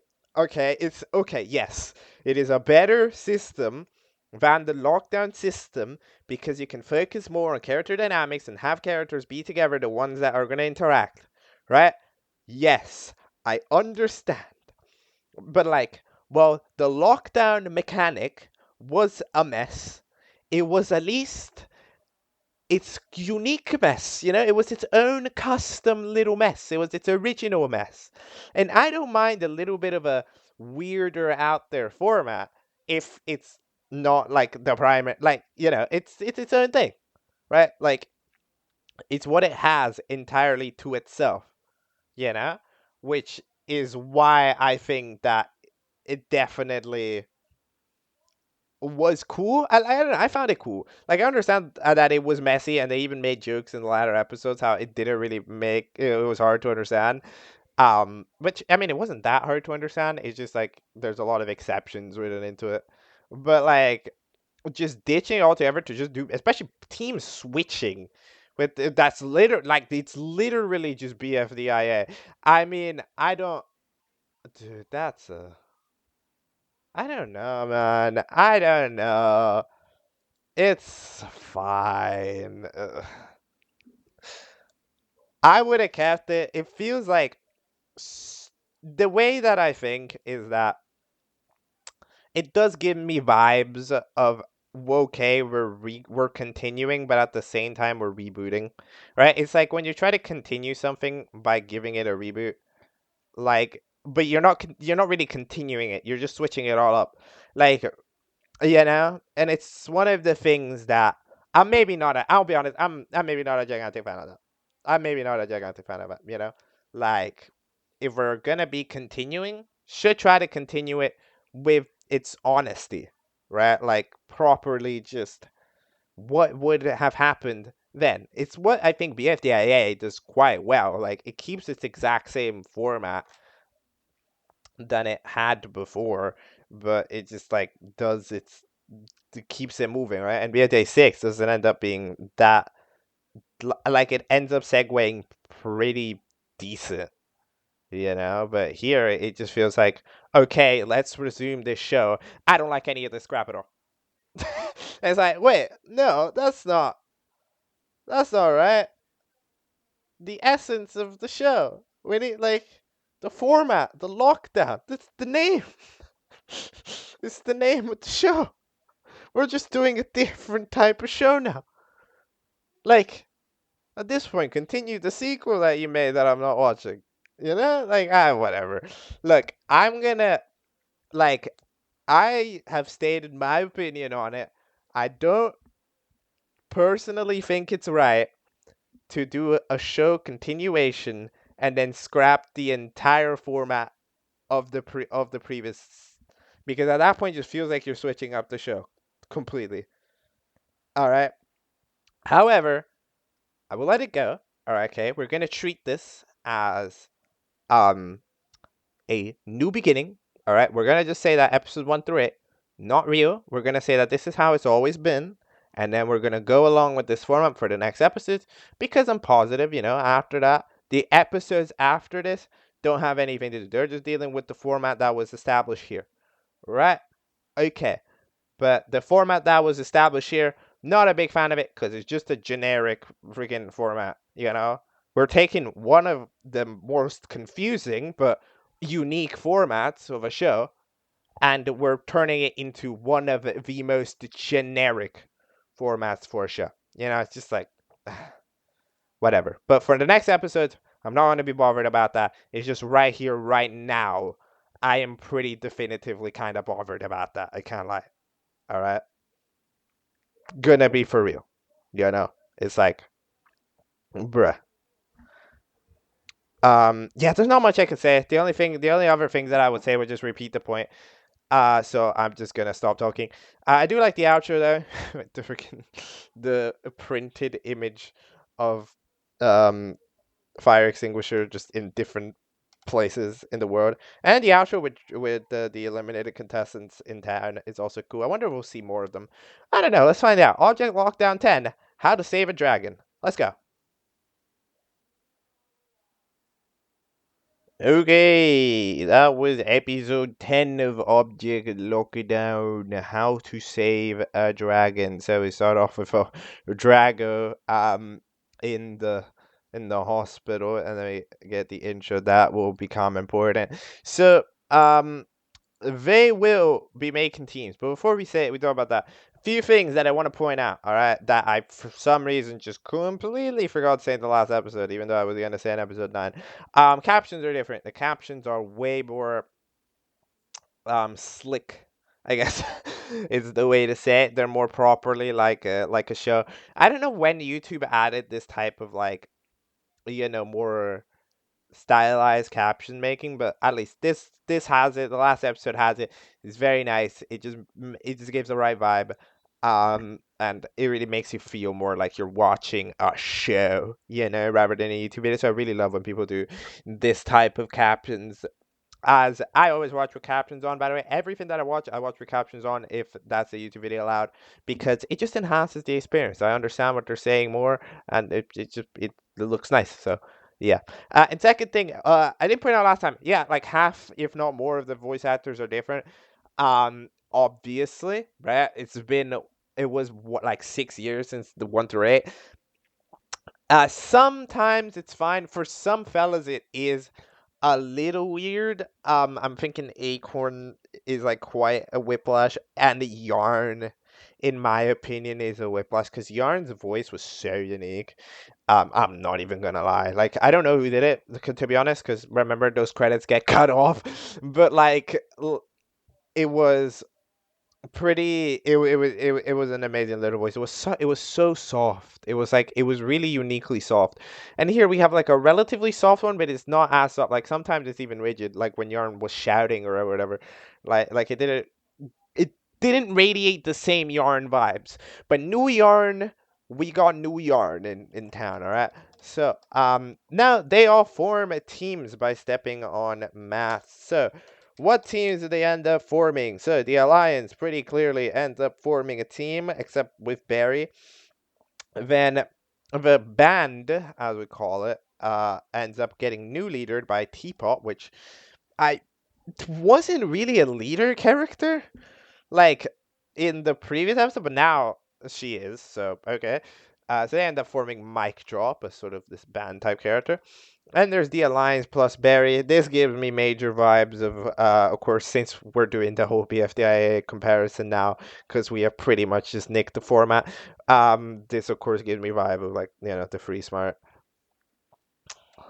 Because like that just kind of the vibe that we're radiating. I mean, the other team that formed because of Drago, because they all just love Drago, Sun, Cherry, and Circle. They're just like weirdly obsessed with Drago now. Okay, like I understand that you like the fella, but why was that not a thing in any of the previous episodes? This is a new thing that has been established.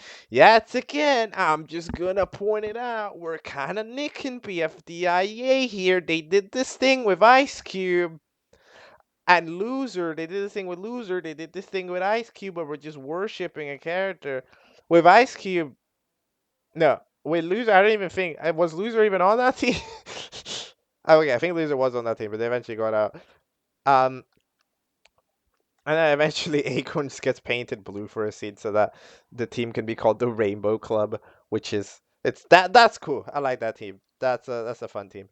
Then the challenge, there's 3 cats stuck in a tree. That means that you need to bring one back for the elimination. Of course, immediate idea that I'm thinking, what if one team brought down all 3? That would immediately mean that all the other teams are unable to finish the challenge.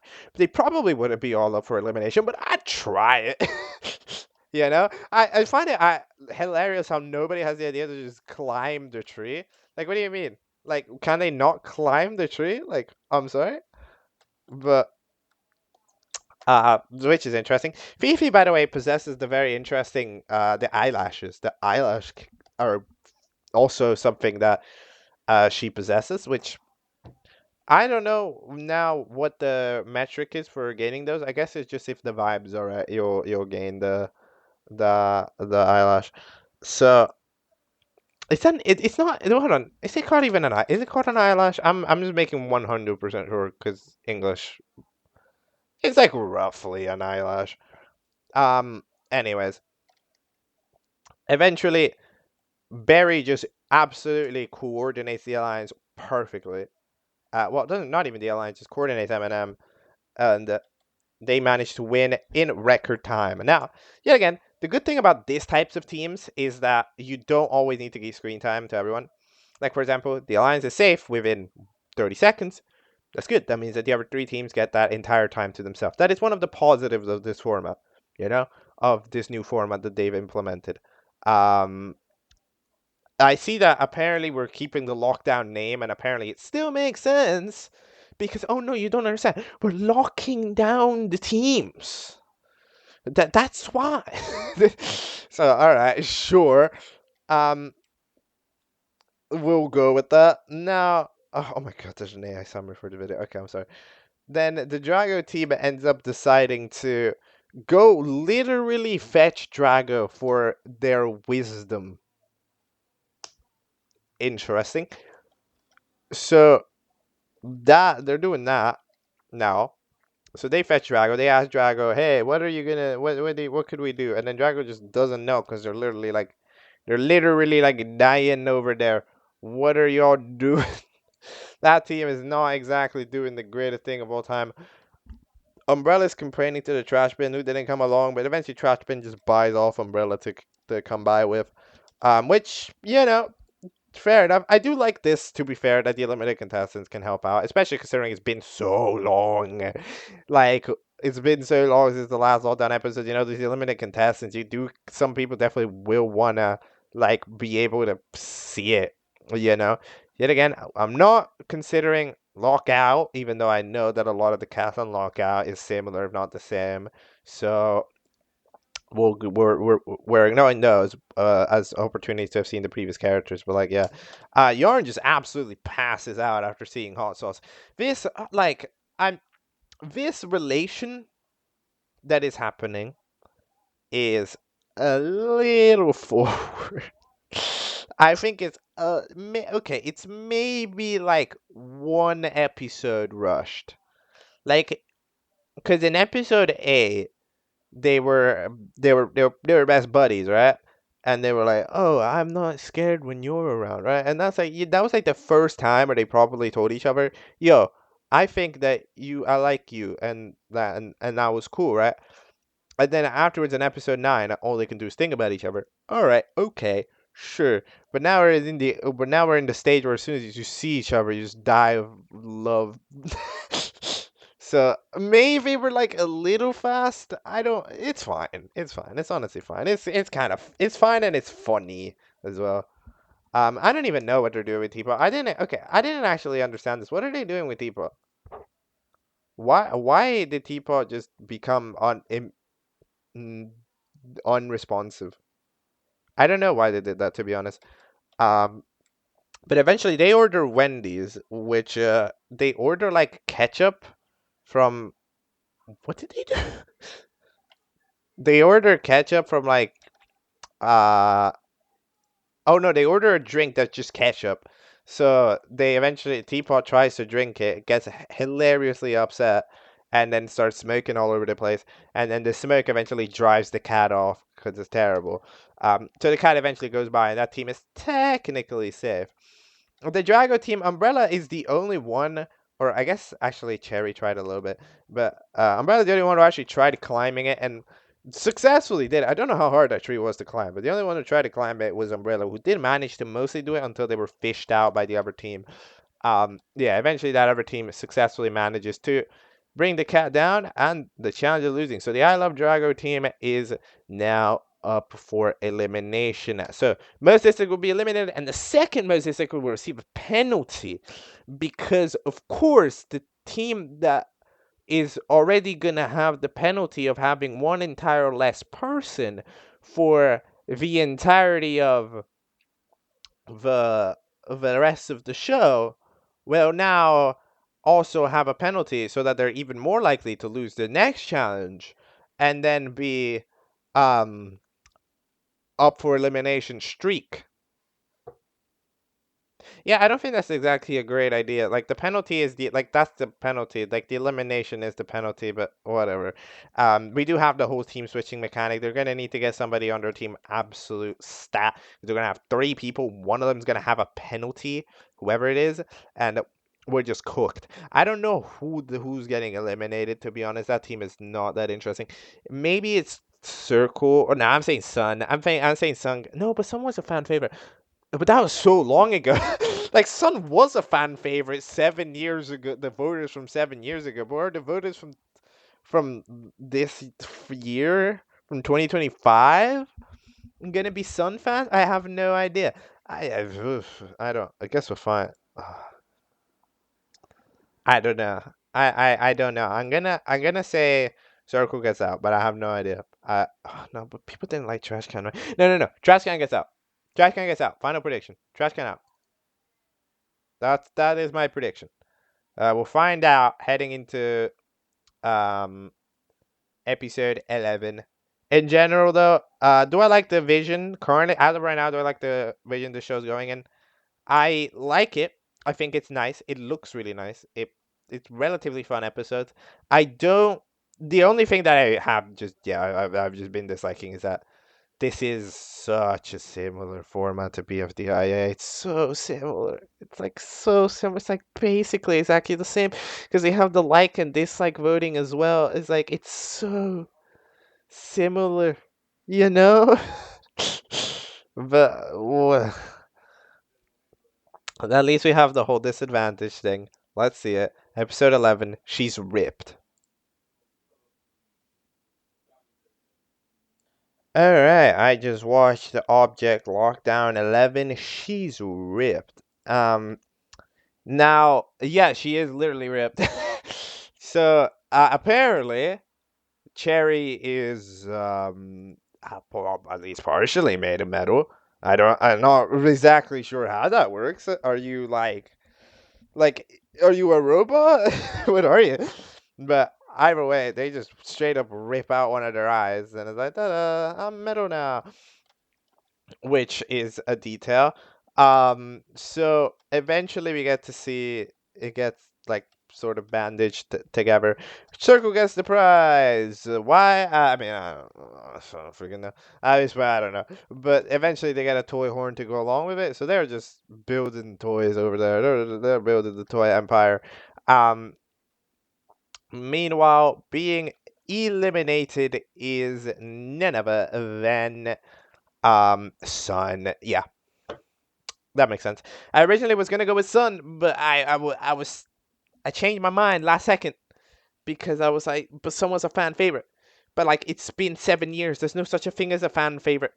Like the fan favorite switch because it's been so long, right? So not really a fan favorite anymore. But yeah, if Sun gets eliminated, Sun's another one of those characters where, like, realistically speaking, Sun absolutely destroys every challenge, right? Like, just the flying contestant in a show like Object Lockdown, where the challenges are all based in a sense of trueness, right? As I was pointed out, right, a human is capable of doing this show, technically. Maybe all the way till the skiing challenge. Maybe a human can't do the skiing challenge with somebody else, right? Because it's like that's weird, like the half skis into picking up. That might be too dangerous.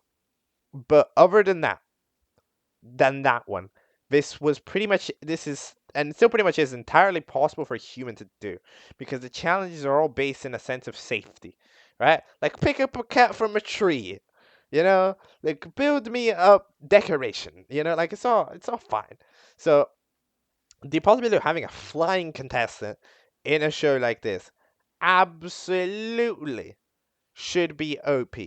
But Sun just doesn't use that ability, like ever. Sun just pretty nearly never utilize the flying ability. You could argue, okay, in some challenge they weren't allowed to. In challenge number 1, they weren't allowed to. In challenge number 2, no, in challenge number 2. In challenge number 1, they weren't allowed to. In the skiing challenge, they had to be on the skis, right? So, like, in general, that's okay. But in certain challenges, like for example, no, not the breaking the mold, right, where you were in the forest. Yeah, you just talked about your plan only to not do it. You talk a bit about flying, only to not fly. You talk about friggin' like you don't even have no you don't even have the idea of saving the cat. Like you could just fly up there and grab him, but you just don't. And characters that don't put in their best effort should be eliminated. I agree with the viewers here. I 100% agree here. We have a new little intro theme, a little update to it. Although the intro itself stays the same. I really hope that intro sticks around because it's just a cute little intro, kind of like it's a good intro, and it's OG, and it keeps a little bit of the essence of the show around, even if we have switched the format up so much. So we end up having the teams that switch around. So rudeness curse for the bin, which means that anytime they're rude, they get zapped completely. So what ends up happening? So Orange ends up joining the banana fellas this time. Not Orange. I keep calling him Orange. I'm so sorry. I keep calling you Orange. You're called Circle. I'm so sorry. You just look like an orange. Okay. So yeah, Circle ends up switching. The trash can also just ends up switching to that team. Cherry tries to get Barry to join. Doesn't really work because Barry's kind of ends up satisfied with the alliance currently because the alliance was well. We see that the right eye, the new stapled on eye that Cherry got, the band-aid, also has the eyelashes on it, which look, at this point I don't know, but yeah, we now have 3 characters since their return that have been blessed with the capability of having those, which paint palette, Luffy, or whatever they were called. So sorry.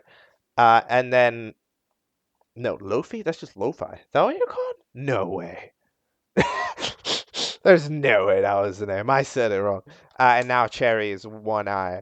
So Cherry ends up just being alone while we have a pretty gigantic team, the Alliance team, the sort of other band team, and then Cherry alone. Look, I'm just gonna say again, having a team of one person who is left alone because nobody else can quite understand them because they have a speaking quirk. And that teardrop in teapot. I'm just saying. I'm just saying, all right. We're borrowing a little bit. Um However, anyways, I really love the car gag of everybody fitting in the car. That's actually that's really cool. Some people are just absolutely squeezed in their yarn. Just try to keep hot sauce stable so they're happy. Pumpkin's always happy, right? Eventually, they switch the music, which turns into the intro. Which, by the way, lovely transition. That's actually so good. Um, so I love that. That's actually really nice.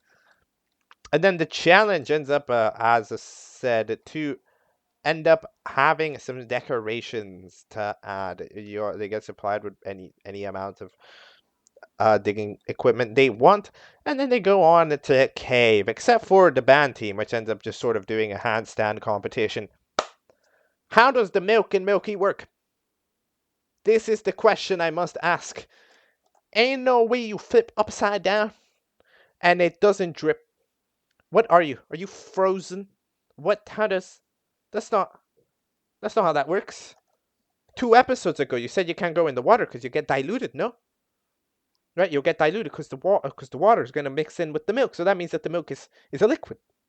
If it wasn't a liquid, that's okay. But it's not a. Like if it's not a liquid, it's okay. But it's a liquid. Maybe you should. You could pour it upside down and fall. Like what are you? The like what are we doing? I don't know, but inconsistency. Either way, the team ends up just doing pretty well. Cherry ends up still soloing, as I've seen with, for example, stuff like Teardrop and Teapot. There's a certain moment where when you have one character on a team, like they're so completely solo against teams, in so many of these challenges, the team advantage doesn't matter. That, yeah, it's honestly not even that bad of an idea. Because you get to just go with a plan rather than a team that's just going to either disagree on plans, like the Alliance, for example, or just be completely like off. Like in general, they're just gonna not work out. But when you're completely solo, you can just have that sort of ability to just do it yourself. And also, yet again, I always believe it. I don't really like solo teams for another reason. It's a little bit of a writing for, like, I think your hands forced into writing when you do that, because you're not gonna want to write them losing because there's no voting that can happen in that situation. They just have to be eliminated. And like they don't like that. And like eventually they had to just eliminate Teardrop, but like as they couldn't really do that here, in my opinion. So yeah, so Cherry just gets to survive. Either way, what are the ways that the teams are? The Alliance team ends up sort of just agreeing to um. What did they do? They even agree to anything? Oh no, they're eventually just making a table. Okay, yeah, they're eventually just making a table. Meanwhile, the Cherry ends up giving in the diamond coat hanger, which was made very well. So good job, Cherry. And then the next team, which is the team of like 1 million people, ends up giving them a rock coat hanger because the first few fellas, the trio of Pumpkin, Acorn, and Garbage Can, and Bin, ends up making another coat hanger made out of rock, which is worse. However, then the Bin gets mad, gets zapped by the rudeness curse, and then ends up burning down and exploding. So, by process of the fact that they literally don't have anything, that team ends up for elimination. Now, the other teams weren't going to really have much either. The table was probably going to be better, and then at the end of it, the other team of what the hell was, bro? The band team was eventually gonna have something according to the post-credit scene. They found a chandelier, but within the challenge space, they weren't really there. Yarn ends up remembering the spell, so revives, hot sauce. So they're doing that thing now. Now, who's getting eliminated in this team? I don't know. Gotta be garbage. Gotta be the garbage can, right? I think. Um, yeah, gotta be. I think. Oh no, but they could. Oh, I don't know. I generally, to be fair, I haven't been able to. I haven't known this at all. Like these past few eliminations, I've been very lost in them. So that's actually completely fair play to it. Like it's been some tough choices. I think garbage thing getting out, as I pointed out in the last episode, giving a disadvantage to the team member that's already pretty nearly gotten eliminated. Not great, because they'll probably be up for elimination again. Didn't happen the way I was expecting it to, but it did happen again. You know, you're just at such a disadvantage, and it is the reason why they lost. So like, you're, I think you're cooked, honestly. All right, let's go to Object Lockdown 12. See the signs. All right, I just watched Object Lockdown 12. See the signs. Now, this episode was pretty interesting. I liked it. I'm gonna be fair. I liked it. I think out of the returning episodes so far, um, which is that 9 onwards, this, in my opinion, is the best one. I think it's the best one because it's just like the most good. I don't know what to say. I've had like a lot to criticize, I think, on all the last 3, but this one's pretty good. But let's start off here from the beginning. Um, Bin ends up just getting absolutely upset at themselves. They start thinking they're trash or whatever, which I mean they are. So I do kind of like that. It's a joke. Eventually go up to the elimination, which is which gets the camera gets broken. So there ends up being a live reenactment from Fire Extinguisher, which still ends up getting to see it. Yarn ends up winning by like 12 votes the prize over Circle. So good job, Yarn. You have managed the prize, which is $1. That's a pretty good dollar. Um, I am also. I'm glad that we got clarity on what happens when you fall off the platform in the sky. You just float back over onto it. I think that's pretty swag. I can't lie.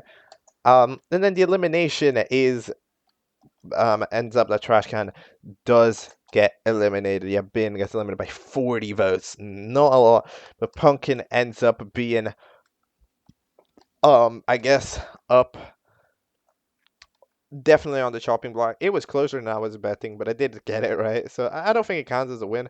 The punishment is that you turn into a pumpkin pie, which is interesting punishment. But yeah, they end up sort of unable to do a match. They end up also being the only one to switch team. They decide to go to Cherry's team out of, I guess, respect. If you can't join anybody, I'll join you, which is pretty cool. Cherry is very appreciative of this.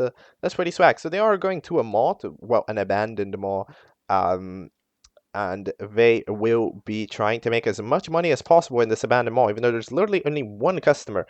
Well, technically 2, because Fire Extinguisher themselves would count as a customer, but they don't ever buy anything. So the only customer is Paper Towel, an absolute nerd Discord server, like that sort of, how do I, the embodiment of a Discord mod in a way.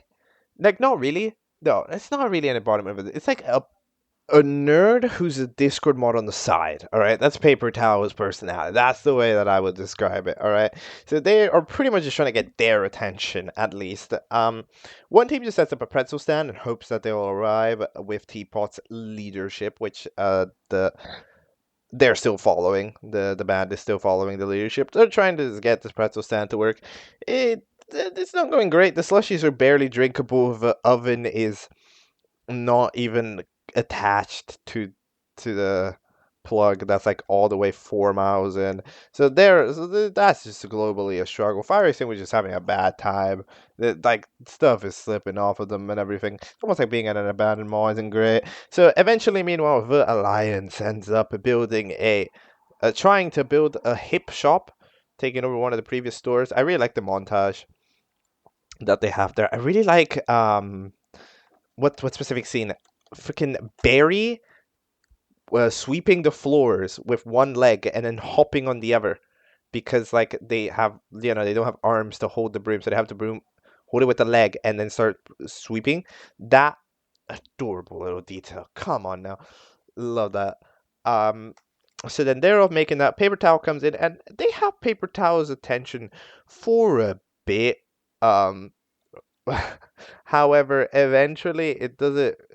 It's not very long. Um, but eventually, what happens is that, well, first we gotta talk about Cherry. So Cherry and Pumpkin decide that they're gonna sell their phones. All right, they're gonna sell their phones for profit because they could sell them for like $100. Boom, win challenge. Yes, that all makes perfect sense. All right. However, they end up slipping on not a wet floor sign, on just like a paint, like a the bucket that they use to clean the floor, and eventually the pumpkin ends, like everything ends up in there, both the phone and the pumpkin pie. Yeah, the person, so ends up absolutely just stuck trying to find it like the entire time. And then eventually what happens is that paint palette, while trying to find anything to distract the paper towel, yeah, ends up grabbing the pumpkin and using them for given to him, which yeah, it wasn't great. The pumpkin just to be fair to Pumpkin knew the assignment. Just like, we're here to impress this fella. I'm gonna sabotage the hell out of you and just call him names, which was one of the most elite things possible to say. I must say, Pumpkin kind of soloed there. Yes, it was mean, quote unquote, but it was strategic. It was a strategic decision. Like, if he just helped them out, then the other team would have just won, right? So Pumpkin absolutely gamered it there. Um, the other team ended up building a um sort of playhouse that the Paper Town never even goes into. Paper Town never even goes there. They just build up for the sake of building it. We the only time I ever get to see in that seed is that a banana apparently has feelings for Acorn. This was a thing in the last episode, because in the last episode we saw that there was like one scene when Acorn said a thing where like there was like one little frame of like a banana blushing. I think, what was it? I don't remember. But either way, I can't remember what episode it was, if it was last episode or the episode before. But either way, apparently has feelings for him. So that's interesting. We'll find out if that goes anywhere, because currently Acorn just immediately dies. How did he just float? He just floated up to the death, and then eventually, I like how they all just know the spells now. A bottle ends up getting respawned, of course, as well.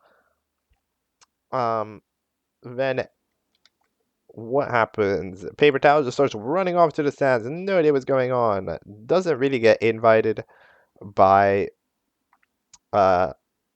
anyone, although Yarn does manage to steal $10 from them, which is pretty fine. Although I can't even lie, we're talking about like a nerd Discord mod over here. Hot Sauce lost. How bad at fighting? This fella's supposed to be weak as shit. Bro's supposed to not do any physical activity. And instead we're out here, Hot Sauce getting fucking soloed by the paper towel. Like, okay, what are you doing? Yarn, if Hot Sauce is supposed to protect you, this is gonna be a problem. But yeah, eventually Yarn manages to help out. Yarn gets friend zone to the 14th degree. To be fair to Yarn, you did not say a damn thing, but like ever, like you've just sort of been weird around him sometimes. And I guess you did revive him that one time. That one was weird. I'd expect that, like, if you revived somebody that and then you immediately hugged them, I would expect probably that maybe you have feelings for them. But I guess Hot Sauce hasn't really done that much. But that part was a little like, come on, like the Hot Sauce should share some of it, you know. But either way, yeah, that's gonna be a situation that we're gonna be seeing into the next episode. Paper Towel orders a slushy, ends up paying for the slushy, but eventually gets chased out by the other team, so it doesn't even get time to drink it. Eventually runs away and ends up picking up a few pumpkin pies for $30. However, they have a coupon for Cherry's Pumpkin Pies, which is a real place that apparently existed in the past. Because how do you have a coupon? I don't know, but I guess that's the joke. Um,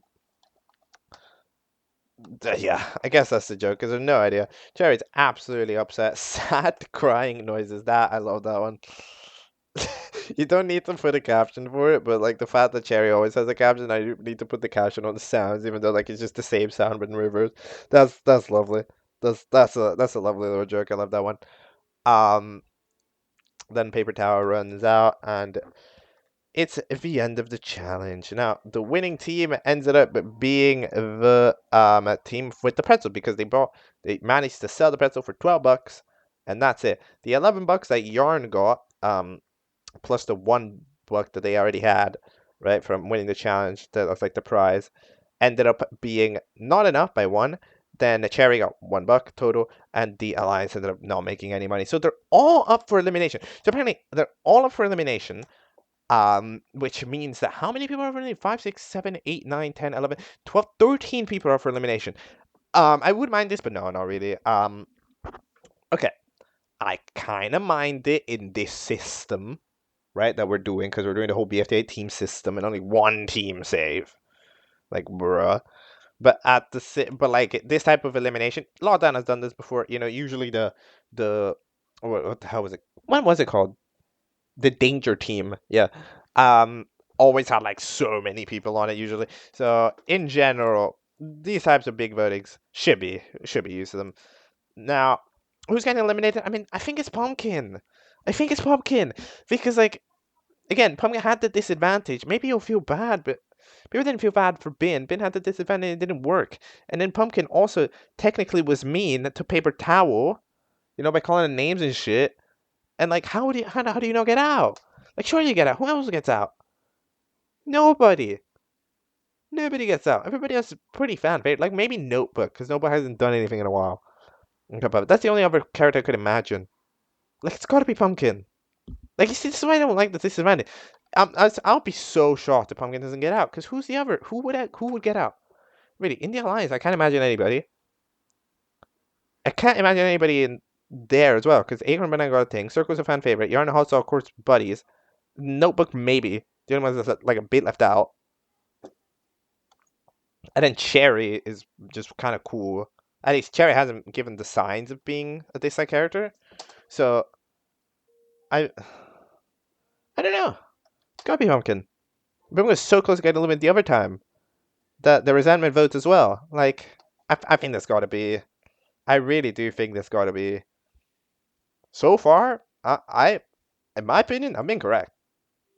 As far as I've pointed out, I mean, I said that when you have the disadvantage, you're so much more likely to be up on the chopping block again, be up for elimination again, which is so far, I think, been true every single time since the system was introduced, right? The player that had the disadvantage went up for elimination. So it's like, bro. It's like, bro. You're meaning that the player that was the closest to being eliminated is not going to have a thing that allows them to do the challenge worse. I mean, they look like they did a worse job, so probably will get even more votes next time, which means they'll get out. Which is, I don't know. I feel like we're making voting more obvious here. I don't know. I think we're making voting more obvious here. Whatever. Anyways, Paint Palette Plush, that is a thing that exists. Yeah, I mean, it has existed for quite a while now. Quite a couple of months. I don't know if it's still available, but yeah, I think it'll release by the end of the Lockdown 13, so not yet, but it was announced here. Paint Palette definitely gives me vibes of a character that's going to probably win the entirety of Object Lockdown because it's such like a titular character. It just feels like that's the mascot, because a lot of shows have like that mascot character. I feel like for Object Lockdown, it's kind of Paint Palette. Paint Palette is a mascot character for both Wuggolo and the series itself. So I am definitely struggling a little bit to see how Paint Palette would ever lose a voting, to be honest. Like maybe to the other fan favorite, like Yarn or Hot Sauce, whatever. But Paint Palette just straight up losing the mission. I find it really tough.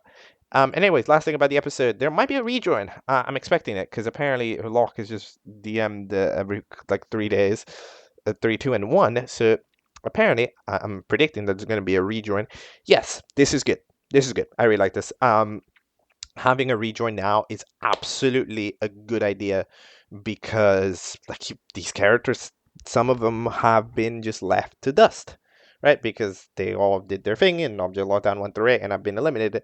Now they should have a chance at returning, right? At stating their claim again in this new era.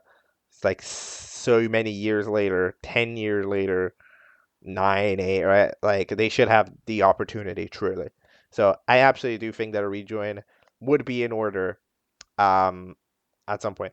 I wouldn't want it like in a situation where the show was normally running at the consistently, I wouldn't think it's time. I would consider it more time like 15, 16. But here it's time because it's been so long. Right? That I approve of this decision.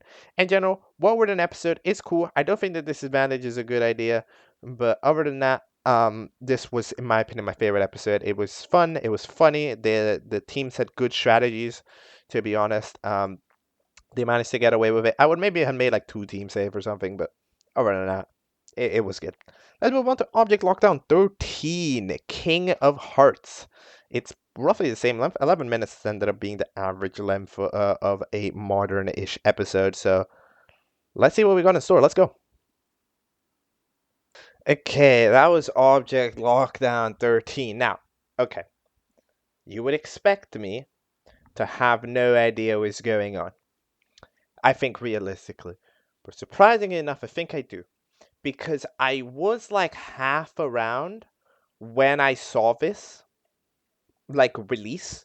Like I wasn't looking at the obvious shows, but I was sort of around, So that means that I was looking at it, and I did see that King of Hearts 1 released, whatever that was. All right, it was new object show, King of Hearts, right? New thing dropped, right? So then it was like, okay, I see, right? However, it turned out that it was actually a trolling, and it was just simply another episode of Object Lockdown that was sort of disguised as a new object show. Even though it wasn't even on April Fool, it would just happen. But it certainly was an episode. So I see what's going on. We end up having another host. We end up having a fire intro, by the way. Like I get that it's a mashup song, but like the song ends up flowing pretty nicely. The intro is also very nice. But yeah, we end up taking this opportunity of having this sort of love themed show. Kind of I'm getting like massive Love Island vibes. To properly take the opportunity to focus a bit more on the relations going on in the show itself.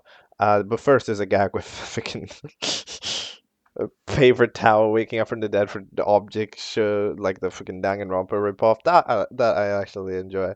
And then the paint palette plush is officially real, which is epic. Now, yeah, we see that hot sauce definitely likes yarn.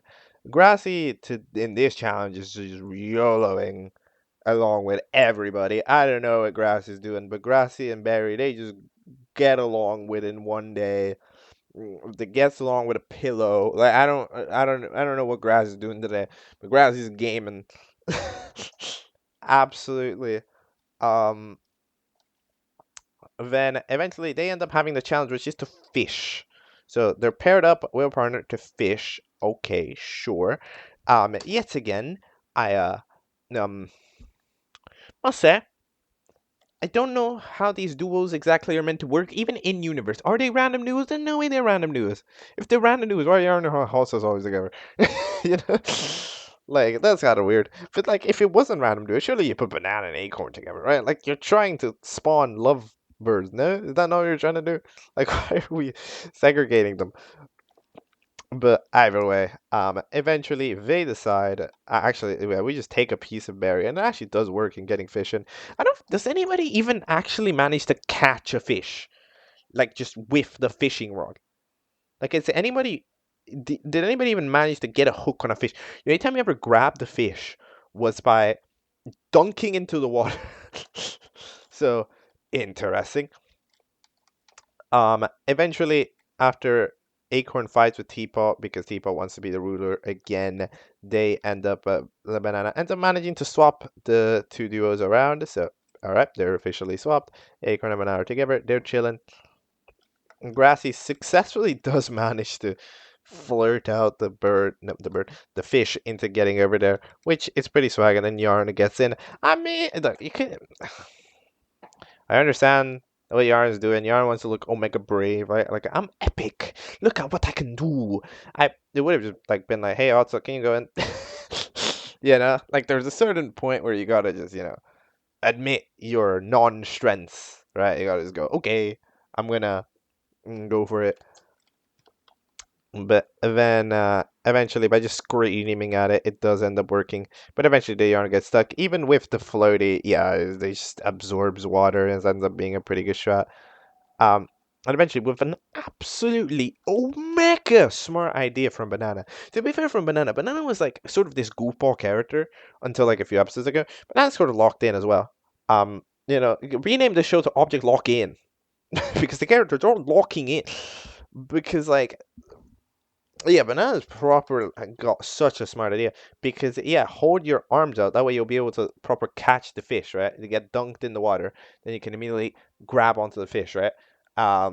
Because of the knockback, would mean you go under the water, right? You'll get dunked in there. So that's just proper smart idea, especially considering the fish is dead and won't be able to swim around you.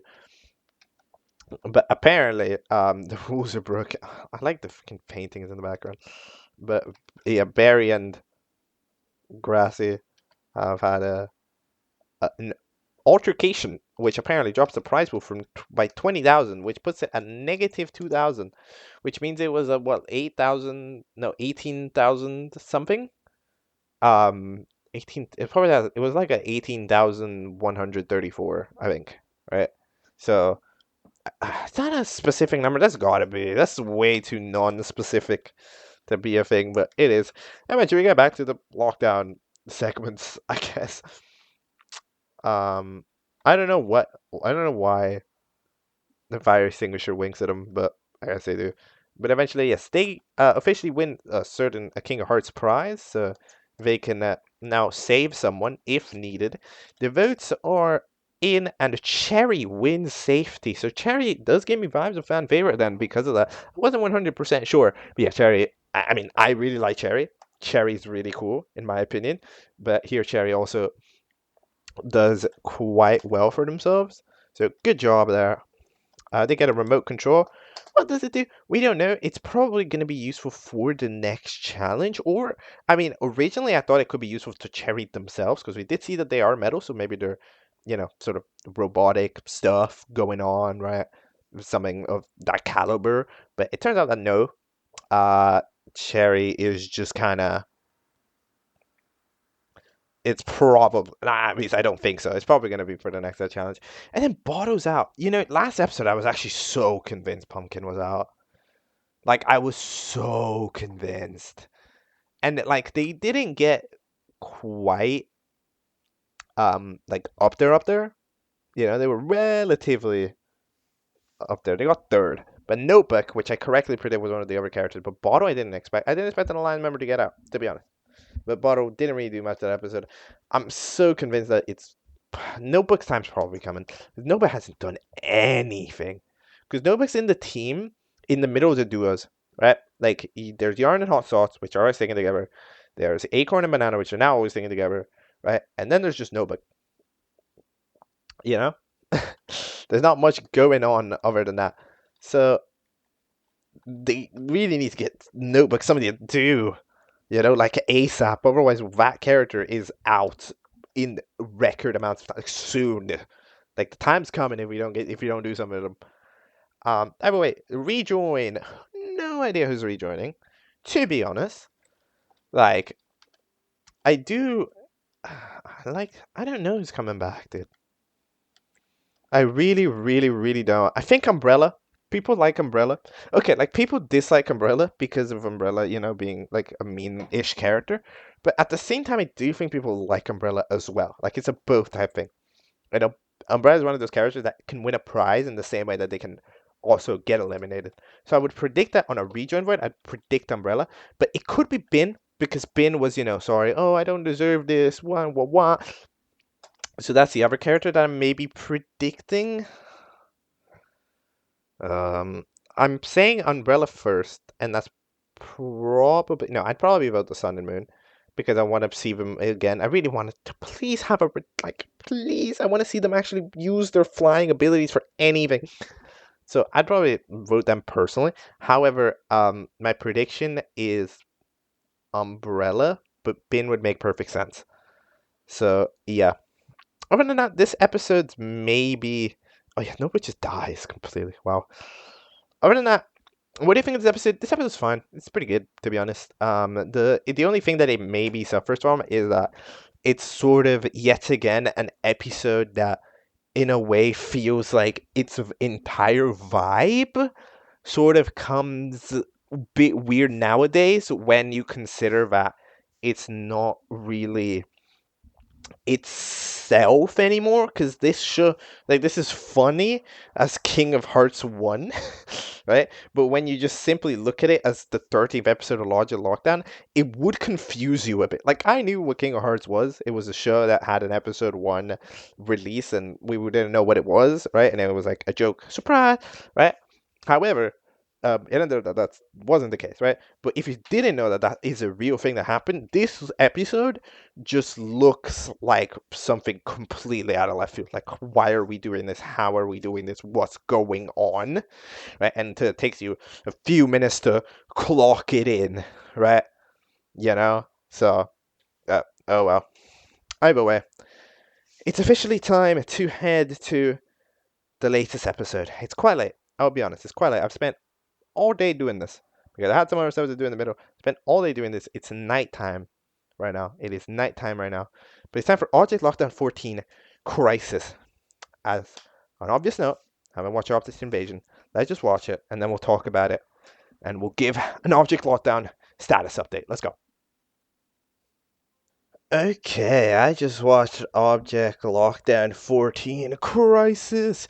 Um, so this is going to be a very interesting discussion piece because, of course, I don't know who just showed up.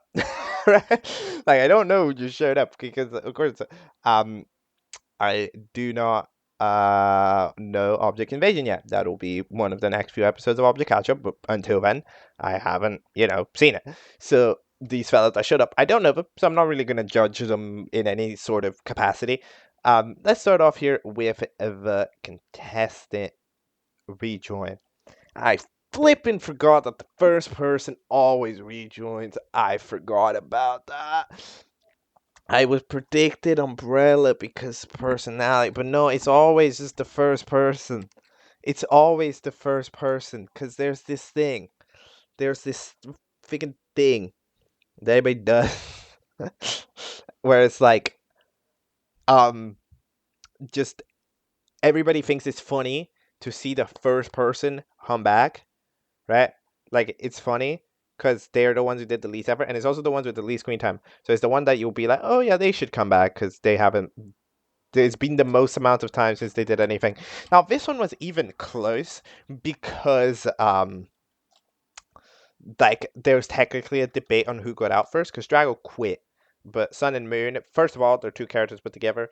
And Moon technically got eliminated properly, officially first, right? Because Drago quit and got replaced rather than Moon was just straight up was the first proper elimination of the show, right? So that makes sense. But eventually, yeah, Drago comes back and goodbye and welcome in. So yeah, Drago, for some reason, Yarn's upset at Drago. Not really sure why. I mean, if you think about it, Drago quit, right? But Drago made a specialized letter to Yarn saying that I'll quit. That was a letter to Yarn, which means that there's some care. I don't know why Yarn was upset at Drago. Eventually, Yarn welcomes them back in to try to earn Hot Sauce trust or whatever. The team ends up being called Barry in the Alliance now because Grassy is enamored by Barry. They make sure that they use the little animation to a handy degree.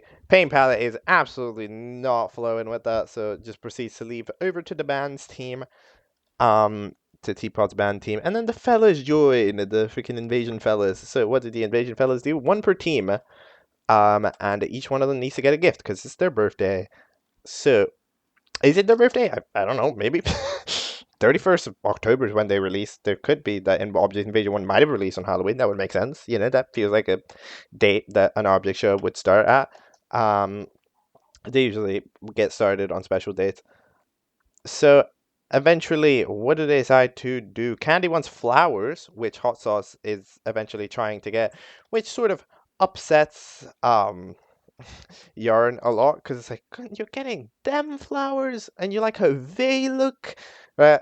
So that I understand where Yarn's coming off, especially because Yarn, hasn't gotten quite has been trying to earn Hostel because Hostel's like we're best friends, right? Like Hostel's agree that we're best friends, but we're not quite like oh yeah I love you, right? That's not something that Hot Sauce has directly said. The only time Hot Sauce ever really seemed to be that enamored was when they like knitting, right? That was like the only time because of course knitting requires yarn.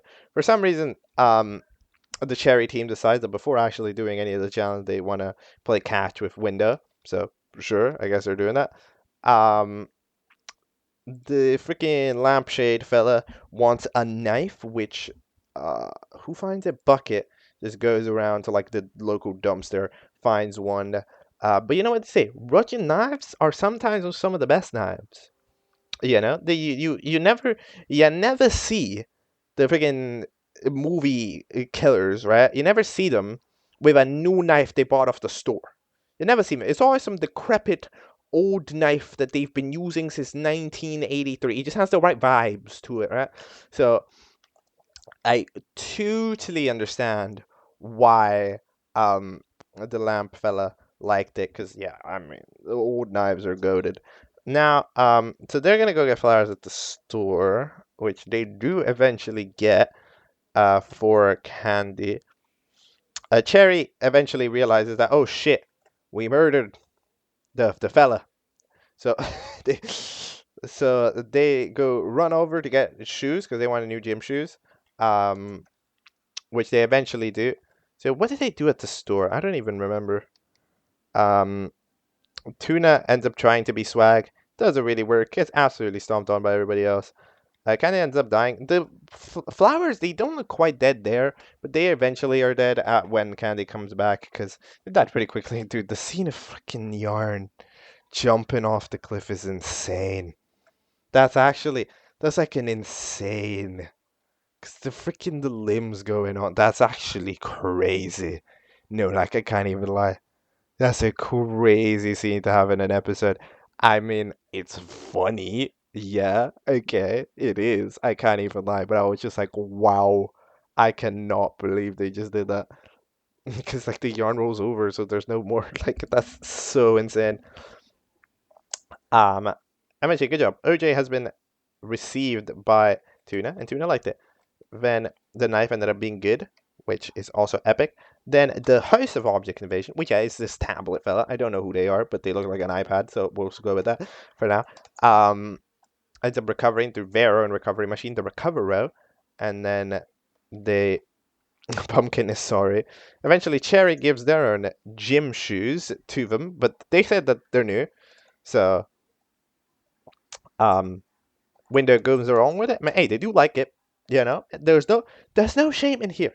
Some people, right? They'd look at their red shoes and they'd go like, "No, I need shoes that are, the white." But hey, we got some red pink shoes here for Window, and Window don't mind. Window running around with them all day long, even if they have cherry on it. We Gucci. I appreciate that absolutely all day long. So that's swag. Eventually, Hot Sauce does give the flowers back to Candy, but they've died. So Candy doesn't like it. And that means that team is up for elimination. Now, honestly, no, I don't know. I honestly don't know what's gonna happen here. Cause like, we could have, I don't know, dude. I don't know who will get eliminated. Genuinely, I got no idea. These voting screens are like incredible. Acorn from the top down, Yarn's like leftovers because he jumped off the cliff. Like, I could not predict you. Honestly, I could not predict you, and I'm not gonna predict it because voting is still on for like a proper full week, right? So I'm not gonna predict it because I'm just gonna let you do your thing. If you've listened to this, you probably a fan of the show. You probably watched it. You're probably here to see the discussion of it. So this is all that I shall say on the matter. Go do your thing, do your votes, all right, and then you choose who you like, who choose you dislike. I don't really know who's getting eliminated here. These votes, they've gotten pretty good now that the lockdown punishments have sort of stopped, I guess. But in general, then the scene is that Skateboard comes back as a zombie. I wonder if it's going to be interesting. Maybe that will be what um Object Lockdown 15 is. Maybe it's a zombie invasion, because maybe that's why we revived them. That would be interesting. But yeah, that is the main, I guess, rundown here for Lockdown 14. I mean, I'm sure I'd have way more to say if I had watched the Court Object Invasion. However, I didn't watch Object Invasion. I watched this first. So, oh well, we'll watch Object Invasion. Coming up soon, I promise.